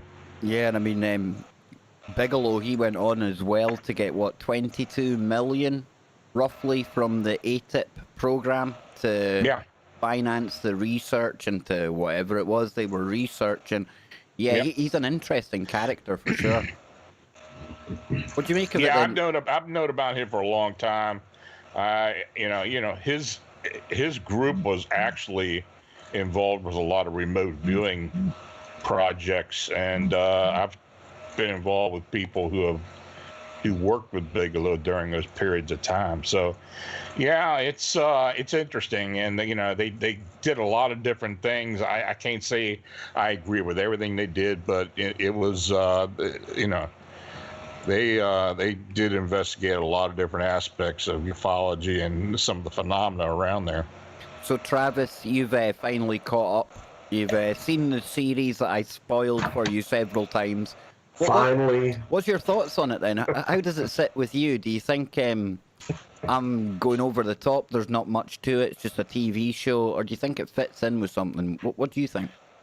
My mind's kind of all over the place when I think about the show. There's a lot from a technical standpoint. They really need to work on their editing when they go from a commercial break back, because they give away a lot of the teasers and the spoilers before you even get back. Yep. So they really need to work on that a whole lot. Was one of the things that I noticed. But I did find it interesting. Capturing. I guess it was the second or third to the last episode when they actually captured the disc or the object in the sky as the cattle died. I found that very intriguing. That this is something, and then the UFO that they captured a couple of episodes earlier when they were shooting the rockets, and all of a sudden it's there. And it very much like what Bill was talking about. You saw it, and it kind of looked triangular. It kind of looked square. It kind of went to a circular shape, and then it disappeared. Yeah. There were some very interesting things that they did. They did kind of raise the veil. I found it interesting that Fugel uses a term that, for me anyway, I was only introduced to in the early 2000s when I started working on Mothman. That is high strangeness. And that's a term that, for me, has always been associated with individuals who have a very religious perspective on the supernatural and the paranormal. Most people would just say paranormal or supernatural occurrences. When they use the term high strangeness, it always makes my ears perk up a little bit, because there is somewhere underneath that, there's a subtext that we're not getting the true story. Yeah. Fugel is a person, I admire him. I admire his success. I admire things, but I would not trust that man as far as I can throw him. I'm in agreement. I'm in a total agreement. And again, I was going to say that as well. And I don't know the man. I've never met him, but that's the feeling that I get as well. And God forgive me if I'm wrong. So, Bill, you've spoke about your time there before. Have you seen the current TV show, the one that we're all talking about? I mean, if you have, what do you make of it? I have, and number one, I do agree with Travis, and again, God forgive me if I'm misjudging that man. I've never met him, but I have the same feeling that there is something and whether this man is a spook or what he is, and that's the feeling that I get, that this individual is in some type of alphabet agency. And, I could be wrong. I don't know him. That's a feeling I get. I think that, I agree with Lon in that it is certainly a show. So anything that you see on TV, I don't care what it is, they have to put it in that entertainment presentation type of context where, like Travis said, you got to do something to keep the viewer interested and to keep them coming back. So I understand that aspect. However, I agree with you, Kev. I think there is a lot more to this. I think that they are presenting drips and drabs, and some of it is for TV, but there are some things like the documentation of the objects in the sky that certainly came off as genuine to me. So there are some bits and pieces of reality and being authentic. However, I think that it is a cover for something that is much, much bigger and perhaps much more sinister. I've always wondered if there's some kind of base underneath it. I feel the same way. Yes, I believe it is. Yeah. A gigantic base that is under there, and perhaps it's been under there for a long time. So, Lon, when it comes to Skinwalker, I mean, what kind of stuff have you looked into there? What interests you about it most? Is it the Skinwalker itself? Is it the UFOs? Or what is it that really intrigues you about the place? Well, I kind of go back into history where the actual Navajo curse was placed on the Ute Indians that actually took over the area from the Navajos. You know, I don't know if you know what the curse is, but basically, a Navajo witch cursed the land to be guarded by a sentry or possibly a skinwalker. And if that is true, or if that is what happened, it kind of goes hand in hand with some of the activity people have seen there and reported.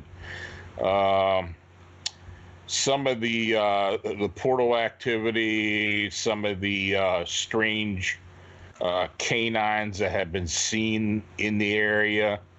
There have been attacks on livestock and people over the years. You know, the UFO activity apart, I mean, you know, I know there has been a lot of UFO activity there.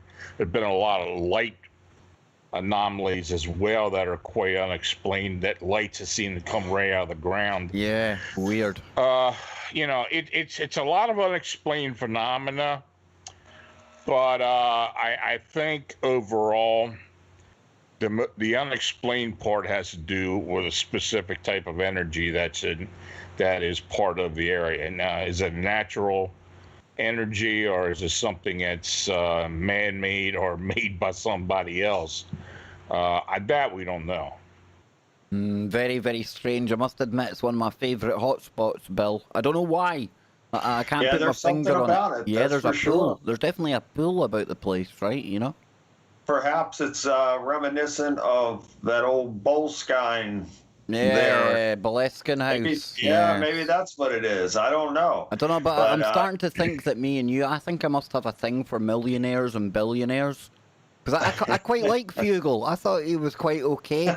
I'm too nice. Something about him feels creepy, Kev. I don't know. I could be wrong. God forgive me if I'm misspeaking about the man. I've never met him. So we always disagree when it comes to billionaires and big names.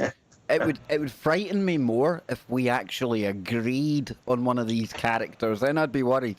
Because we tend to disagree, you know. But I know. Travis, I was just asking the guys there about, like, almost their favourite phenomena at Skinwalker, if you can kind of term it that way. What is it that kind of draws you into that place? If you could go there, Travis, what would you be looking into?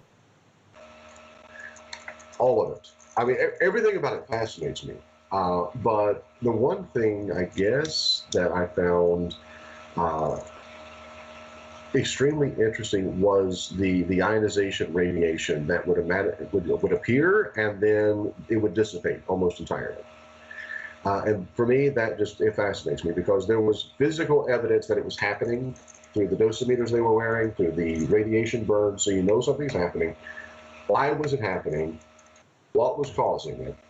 And I agree with you, Kev. I mean, I thought from the beginning that there's something buried under Skinwalker Ranch, whether it's a base, whether it's a submerged UFO, whether it is a portal, whether it is, I don't know, but there's something. Yeah. Yeah, and I mean, the security guy, I mean, he almost freaks out. He's incandescent. He's running about the place just when they suggest digging. He does not want to do it. Yeah, there's definitely something about when you disturb the ground there. Now, is that almost self-fulfilling? Are we bringing it on ourselves in some way? Well, and they even mentioned in one of the episodes that it was happening when they were shooting things into the sky. So, I mean, one way or the other, they're penetrating something. Now, I will say, what I found, other than the UFOs and the ionization radiation, the one scene, and it was very early on, maybe third or fourth episode, was that beam of light that radiated from the mesa. And it is so distinct and so obvious what causes that in the desert. Now, where's that coming from? I've been to Vegas, and the only thing I can liken it to is coming from the total desert of Vegas, where it is total darkness. And as you crest and you're coming back into nearing the Strip, the Luxor's beam of light you can see for miles away. That's what I like it. The Luxor's beam is one of the few man-made things that can be seen from the space station. They can witness it. Yeah. from there. But this, I was looking up last night when I watched the final episode. Skinwalker Ranch is miles Right. from anything. The Anything. Luxor's light is not shining there. No, this is Salt Lake City, Utah. I mean, outside of Salt Lake City, Utah, Yeah. not Las Vegas, Nevada. But that beam of light, the only thing I could liken it to is when I've seen the Luxor's beam, because that splits through the night sky. However, there is something there that perhaps, and I'm not sure of the distance from Skinwalker to Area 52, which is Dugway, Utah, and that is outside of Salt Lake City. And so I'm wondering if Skinwalker does tie into Area 52, which is in Dugway, Utah. There's a picture for people at home that might not know what we're talking about. There it This is, beam yeah. of light, but there's one that they caught there. And again, quite right if people say, well, you can't see what's beyond that hill, but they actually go up the hill during one of these investigations, and I don't know. I'm like you, Travis. I can't really put my finger on what's causing that. Lon, have you got any ideas about this kind of thing? I don't know. It's interesting that Bill brought up Dugway. Dugway basically took over for what was going on in Area 51 and Groom Lake about a decade ago. Yeah. And the installation has really grown since then. I have received reports from personnel at Dugway about a lot of different weird things from there. Yeah. It's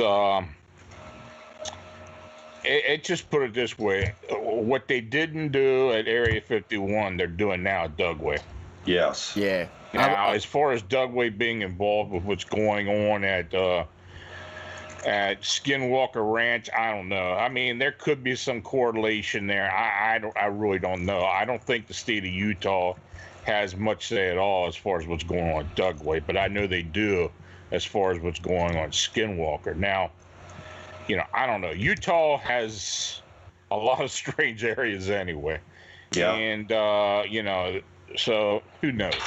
Yeah, I've always looked at Area 51 as being a convenient distraction.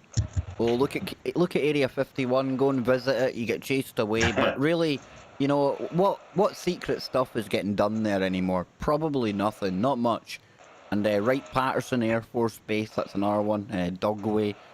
Yeah, Skinwalker is somewhere that I'm going to continue talking about, and when this new season comes on, I'm going to try my hardest to get one of them to come on the show. We should have a watch party. Yeah, I think we should. Definitely.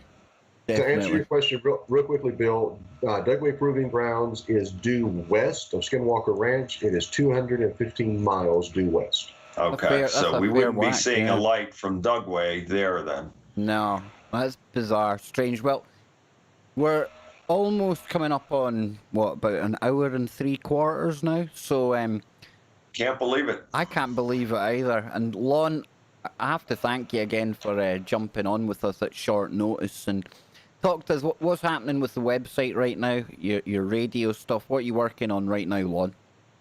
No, I'm just trying to keep things going. Basically, I've had some changes over at the website or at the blog because of the format changes, but we're trying to get through that as best we can.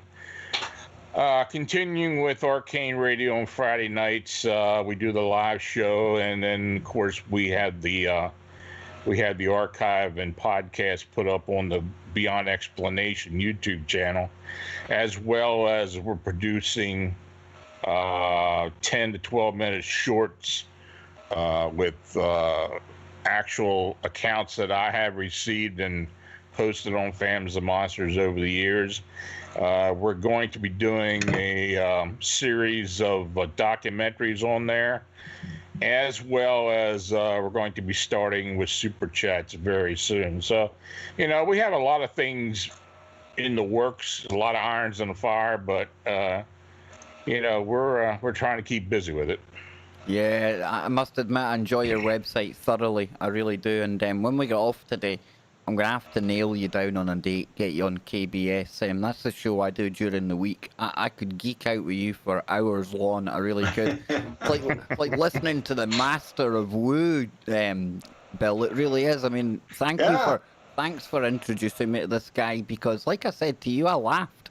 I was laughing my head off, realizing that I use this website all the time. I had no idea who the guy behind it was, and now here he is. Well, you see. We could roll on with him for hours and hours. We could have very easily have taken this discussion another hour or two. It's just endless, and I hope that sometime in the future, we'll revisit this and have Lon to join us again, and we'll really sink our teeth in further into this matter. Absolutely. Now, Lon, you are more than welcome to hang around while Bill does his prayer requests. If you do, if you have something to do, I'll message you afterwards or tomorrow, and we'll sort a date out. But I can't thank you enough for joining us again, man. You got a huge fan here, huge fan, and I look forward to speaking to you again. Well, I appreciate it, and yeah, just message me, and we'll set up some type of date for me to appear. We will do, and we'll talk about your books. Yeah. I'm looking forward to it already, Lon, and we haven't even organised it yet, you know. So, okay, guys. Well, I appreciate it. Y'all take it easy. Brother, thank you. You take care as well, Lon. Thank you. Take care. There we go, guys. There we go. Wow. So I'll message Lon after the show. I'm sorry I turn into fanboy when he's on, but I tell you what, Bill, that's like A-level woo that cat comes along with, you know. Well, it's amazing how it all came about, because I was in the preparation for the show notes and all that kind of stuff, and God is amazing. He'll bring things and people into my head, and he just brought Lon to mind as I was doing the preparations. I said, well, I got to reach out to him, and I don't know, it's probably 2:30 this morning. And I reached out, and Lon got back, and so it all came about. Praise God! I just felt like we needed Lon to be a part of this, and he certainly solidified everything that we were saying here and what we presented. I mean, that abduction case. Yeah. Wow. The one that didn't come back, the one with the gentleman that unfortunately lost it. Both of them very, very bizarre when it comes to the genre of abduction. When you think. I'm in total agreement. What do you think, Travis? Oh, absolutely. I mean, I'm familiar with several abduction scenarios. Travis Walton, Betty and Barney. I had the privilege of interviewing their niece a couple of times on one of my shows. But to have someone taken and not return, going back, like you said, to the Alaska phenomena there, and then the body. I mean, as far as I know, that is one of the very few instances of a corpse that mimics certain signs of cattle mutilations, especially the draining of the blood. That is also immediately tied back to someone who was abducted or who had gone missing. So I would love to read those chapters. Yeah, the abduction thing disturbs me, because I like to fall on the side of, I like aliens, extraterrestrials, but then when you hear some of these accounts, some of the things that they're doing to people, it's beyond evil. It's literally beyond evil what they're doing. Some of them, correct. And again, that takes us down a dark road that again factors into what I was saying about my opinion about it being 4 different aspects of the UFO phenomena. And certainly, in my opinion, one of the aspects is absolute evil. So, no, I'm just reading the messages there. Travis is written away, and I like that idea, Travis. I like that. I love it as well. And I mean, this is something that I hope everyone out there that's tuning in is really interested in. And we're certainly trying to present it, A, in truth, and B, in the most interesting way that we can. And we're really just allowing the facts to speak for themselves. Well, Bill, before you forget, you really have to tell people who is going to be on the show. You gotta stop doing this. Am I doing it again? Gonna say, oh, man. I was just getting ready to say, I mean, as interesting as this show has been, and it has been, and I knew it would be a great show, next week's show, is just gonna, and it's in a totally different direction. And this again is an individual that I reached out to after reading his book, and this just isn't an everyman, ladies and gentlemen. This is an extraordinary. God has blessed this man with extraordinary musical talent. In my opinion, he's one of the greatest rock drummers of all time.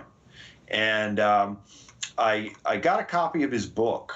I think it was, I want to say it was delivered to me last Sunday night or Monday. Got it off of Amazon, and you can order it off of Amazon.com. The book is called Liberty, and it is Life, Billy, and the Pursuit of Happiness. And this is somebody that I've listened to, for many, many years, and always admired his great talent. And I read the book, and certain things that he wrote about resonated with me. We all go, through struggles in life, and we all have ups and downs, and we all go down the long and the hard and the dark roads in life. But some of the things that he went through and some of the things that he mentioned really, really resonated with me. And I thought to myself, I finished his book very quickly. As you guys know, I'm a prolific reader, and I read one book a week, sometimes two books a week. And so I finished the book, and I thought, okay, I'm going to just reach out to him. Number one, a man of this stature, usually you'd have to go through an agent or a publicist or a manager or somebody like that. So I thought my chances of making real contact with him were probably slim to none. But when God's involved, anything and everything is possible. So I reached out to him, and I think that was on Wednesday night, this past Wednesday night, late. I reached out to him.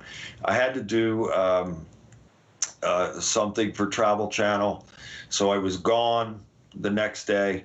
Got home late that night, and there was a response. And I was shocked to see that there was a response from Liberty DeVito, who, again, in my opinion, is one of the greatest rock drummers of all time.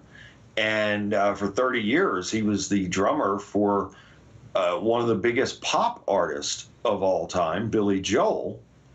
And Liberty, his drumming was just the engine behind that sound, just absolutely amazing.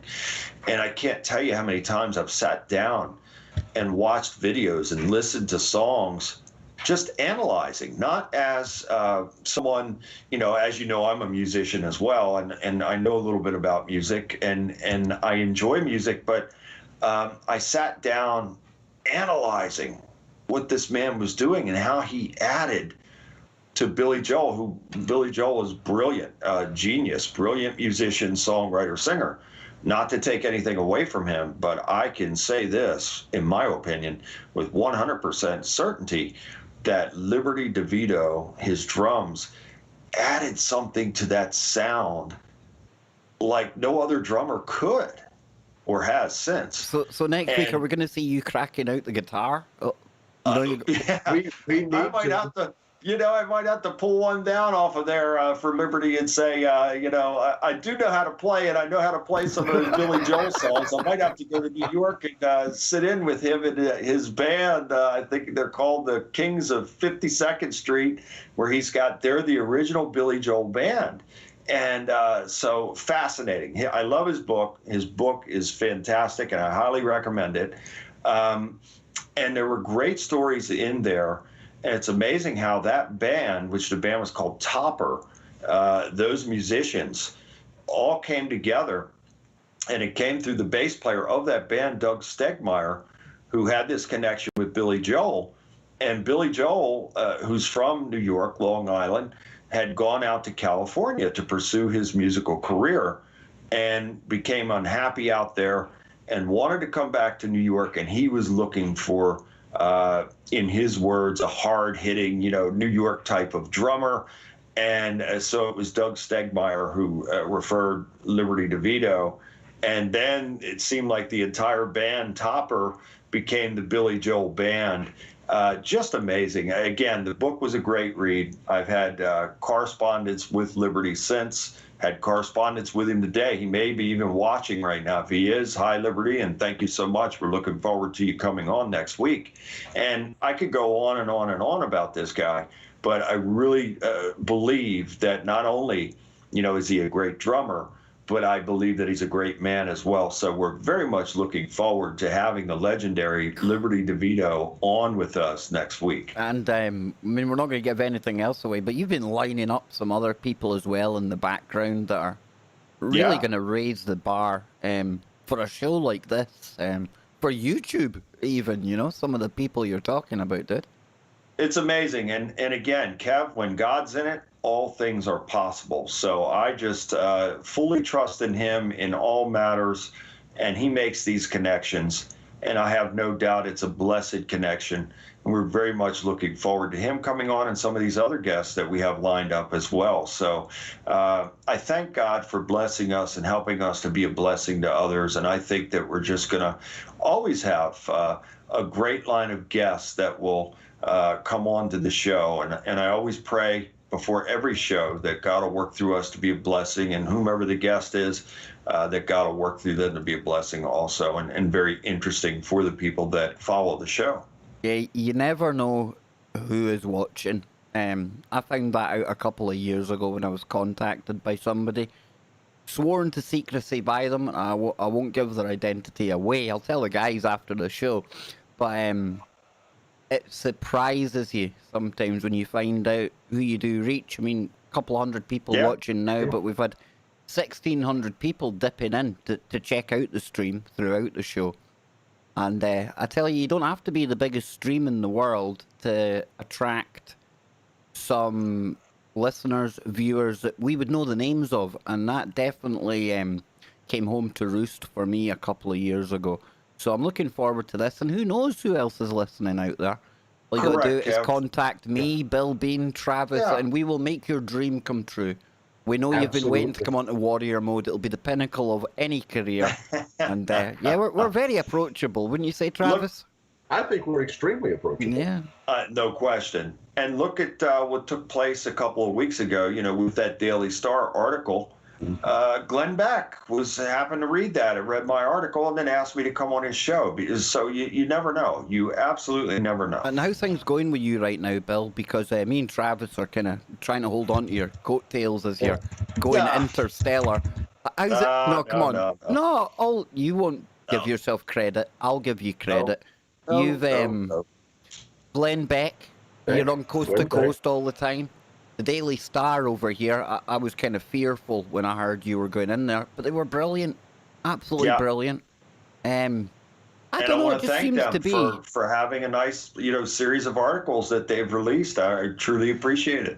Anything else in the pipe, Bill, that you can tell us about? Not anything else in the works? I was going to say, not that I could say, but yeah, there are some things going on, and when I have the green light to talk about it, I certainly will. So I'm very, very busy with the clients, and for anybody out there, if you're in need of spiritual help, don't hesitate. Yes, I'm very busy, but I will make time for you. God always has a way of helping me to manage things to where I can always help anybody and everybody that needs help and still do these projects that come my way also.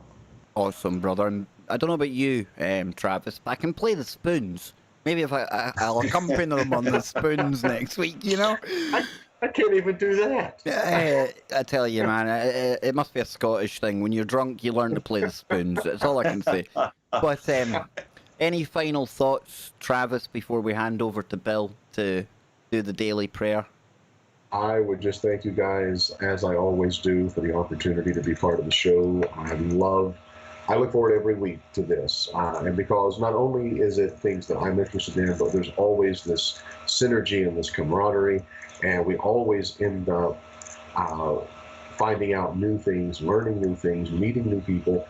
And what I love about the show is, tonight it was UFOs and ancient Renaissance paintings, and next week it's one of the greatest drummers in rock and roll. Exactly. Yeah. You don't know where we're going to be going next. You never know where the show is going to be. I tell you what, Travis, we're all over the charts. I'm quite glad that we never worked together.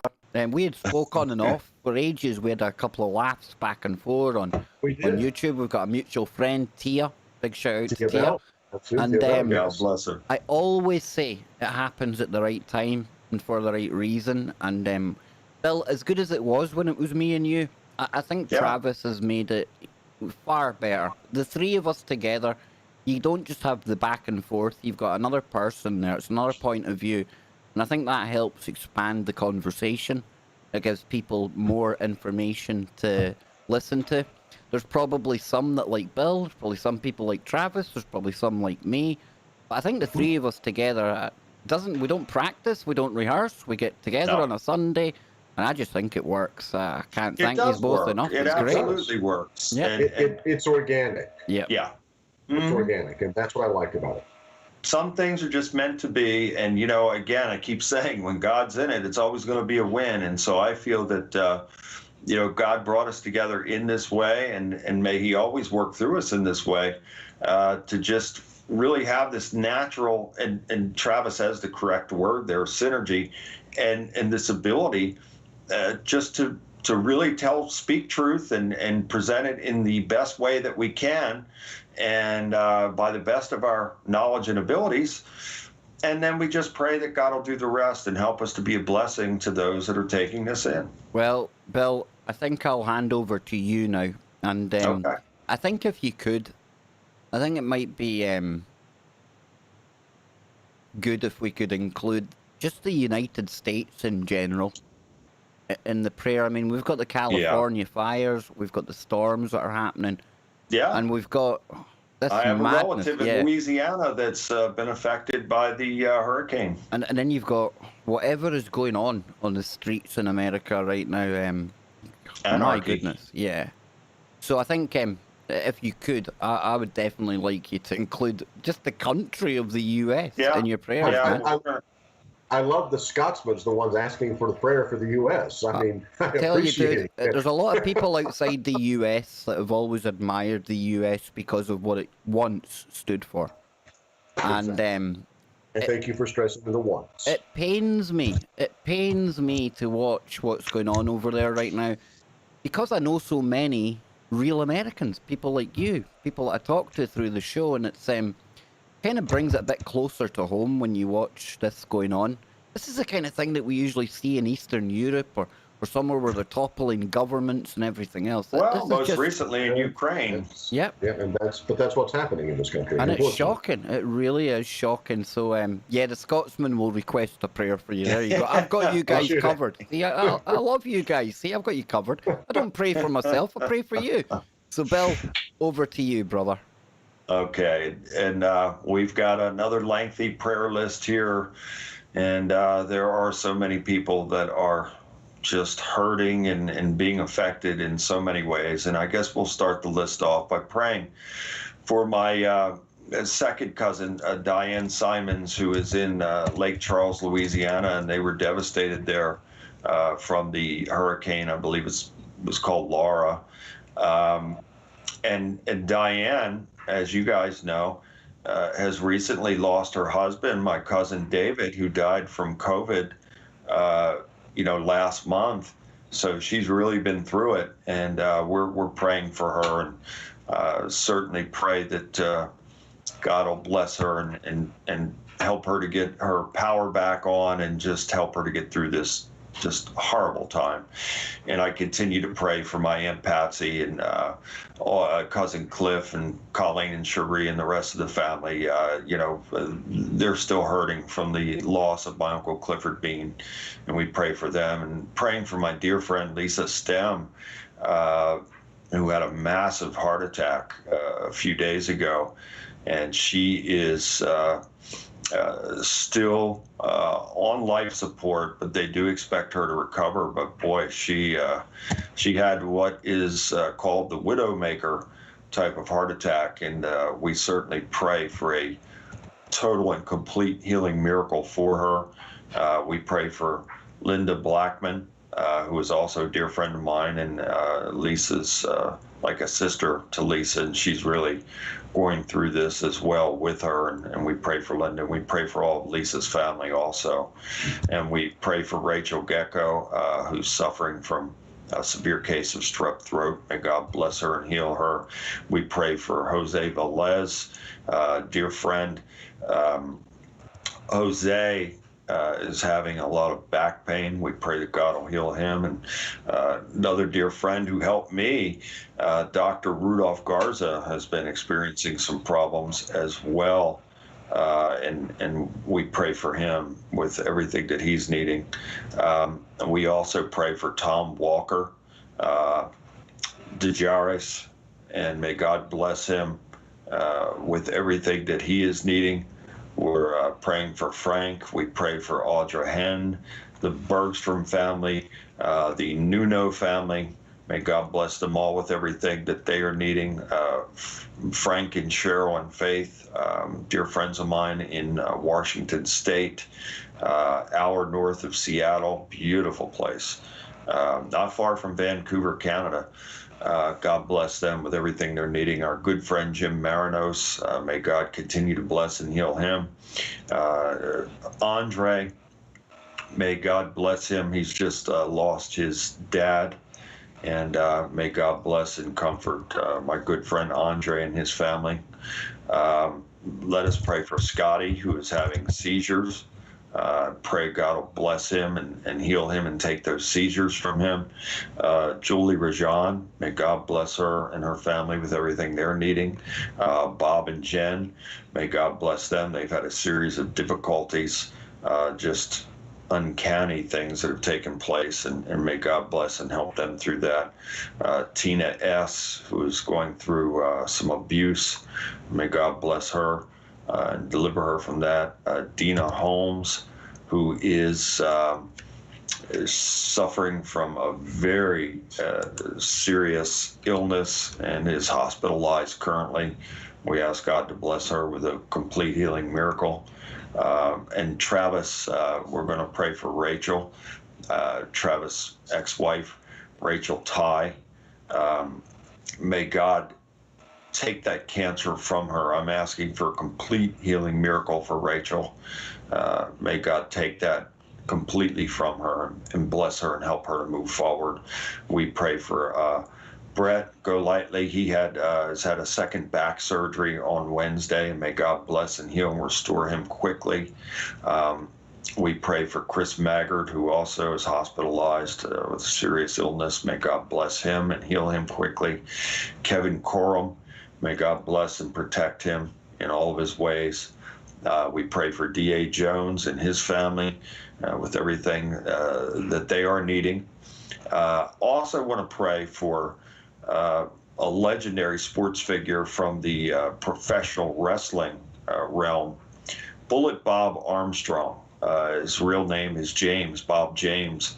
Bob Armstrong was someone that I watched growing up as a kid, and somebody that I held in high regard. And I've had correspondence with his son Brian, who is the wrestler known as Road Dogg in the WWE. I guess he's in the WWE Hall of Fame now, as well as Bullet Bob Armstrong. So Bob Armstrong passed a few days ago, and God bless him, and was a great wrestler and performer. And so I pray for the James/Armstrong family, Brian and Steve and all the rest of you, and Mrs. James. I pray for all of you. May God bless and comfort you during this most difficult time. Also want to pray for all that have been affected by Hurricane Laura. I pray that they can get everything restored very quickly, and we're praying for all that have been affected by the California wildfires. And we're also praying, like Kev has requested, I pray that God will kill this COVID-19, whatever it is, bioweapon, whatever you want to call it. I pray that God will kill it and take it off the face of the earth, and I pray that he will do this as soon as possible. I also pray for peace. Everything that is taking place in America right now, and there are other protests taking place around the world, but not with the level of violence that is currently taking place in America. And I pray for peace, no matter what side you are on, no matter who you support or don't support. At the end of the day, I'd like for you to take a pause and remember these words. Treat others how you want to be treated. And if you keep that with you each and every day, suddenly America changes and the world can change as well. So I pray for peace. I pray for a healing miracle from God on this situation. And so that is our prayer list for this week, and I'll take us out with our final prayer and blessing and cleansing for the week, and for those that are struggling right now with whatever it may be, whether it is a spiritual situation to where you feel that you're blocked or cursed or may have an attachment or some type of demonic oppression, or you know someone that you feel is under demonic possession, whatever it may be. If it is something that's weighing heavy on you, mistakes that you might have made, things that have been done to you, and maybe some things that you've done to others, whatever it is, I want you to close your eyes, take a deep breath in, and just relax. And I want you to focus on whatever it is. And I'm going to pray. And I'm going to pray that God takes it from you and removes it from you so we can raise your frequency and vibration back on high. All life operates on frequency and vibration. And when we are on high frequency and high vibration, life is good, and we are in the positive, and we're moving forward. But when we are on low frequency, low vibration, life's terrible. It's a challenge. It's like the black cloud is over the person's head. Nothing ever goes right, and nothing seemingly will ever go right. So allow me to take a moment and pray for you right now and ask God if he will lift this off of you and help you to move forward and raise your frequency and vibration back to high. Our Father who art in heaven, hallowed be thy name. Thy kingdom come, thy will be done on earth as it is done in heaven. And give us this day our daily bread, and forgive us for our trespasses as we forgive those who trespass against us. And lead us not into temptation, but deliver us from evil. For thine is the kingdom and the power and the glory forevermore. Glory, hallelujah. And Father, I have 100% faith in you that you're going to work through me right now to help anyone and everyone out there who may be going through a rough time right now. And I ask that you lift it off of them. And I ask that you keep them in your hedge of protection 24 hours a day, 7 days a week for life. And by your mighty power, Father, in your mighty and holy name, in Jesus' name, I bind and rebuke Satan and all of his demons and all of his fallen angels and all of his unclean spirits and all of his demonic powers and principalities and every demon that he may have assigned to anyone out there. And all curses, hexes, vexes, and spells, and strongholds, and legal rights, and attachments, and oppressions, and depression. I bind and rebuke it all by your mighty power, Father Yahweh, in your mighty and holy name, in Jesus' name. And I command it to depart from every single one of these people that are being afflicted. And I ask that you loose the blessings of Deuteronomy 28 over them, and bless them with an abundance of love, peace, joy, good health, and prosperity for life. In Jesus' name, may it be so. Now I want all of you to take a deep breath in and push it out, and just push it out really hard. And I want you to feel lighter, and I want you to feel rejuvenated, and I want your frequency and vibration to be back on high. For the mountains shall depart, and the hills be removed, but my kindness shall not depart from thee. Neither shall the covenant of my peace be removed, saith the Lord, that have mercy on thee. Thank you, Father. And guys, that's going to wrap it up for another week here, and I want to thank everybody out there for hanging with us. I know we're running over a little bit, but thank you so much for sticking with us and tuning in, and please join us again next week on Warrior Mode. Kev, back to you. Well, I don't know about you people out there, but it works for me every single time. And I know Bill doesn't take the credit for it, but thank No you way. for that, Bill, because I know a lot of people, they specifically tune in to hear that, because I know how it's helped me. I know it's helped a lot of our listeners out there. And for you And listening right now, I mean... Kev, I don't mean to interrupt you, but I have got to say it. Oh, you say have hi to, to you your have mom, to. Pearl. Yeah. Yeah, I could not go without saying hi. You Hi, can't Pearl. forget Travis's parents as well. They listen too. And They Mr. are, and Mrs. yeah. Short, and thank you and hi, and please forgive me for waiting so long, but much love and God bless you. My It just phone will came go in to a me minute. and I My thought, phone will go in a minute. I can tell you. I can assure you. My mum hangs off your every word, as you know. She absolutely loves you to bits. I think she loves And you like I love another her son too. that She's she's a never wonderful met, lady. you know. But and Mr. and Mrs. Short, I feel the same. Thank you very much. So I'm blessed to have your mom, there you go. Kev, and There you go. Travis's Pearl parents. messaging. Yeah. She's Right on cue. You know, that gives me an idea how long the delay is. That's quite good, actually. But Travis, again, brilliant, brother. I love hooking up with you every week. This has been really, really good. And I can't thank you enough for giving us so much to look at and think about tonight with the opening of the show. Thank you. my pleasure. As always, I love hanging out with you guys on Sunday evenings. I look forward to it every week. Thank you. So I'm honored that you guys even asked me to become the co-host. So. Oh, you're roped in now, man. I've got you. That's it. Yeah, There's you can no no leaving escaping now. now, dude. No escaping. Yeah. But folks, you know how it goes. It's warrior mode, and we're not going to be back until next week. But you can play your part: faith, strength, and courage. And you yourself, without me, without Bill, without Travis, you can be in warrior mode. So until next time, good night and God bless.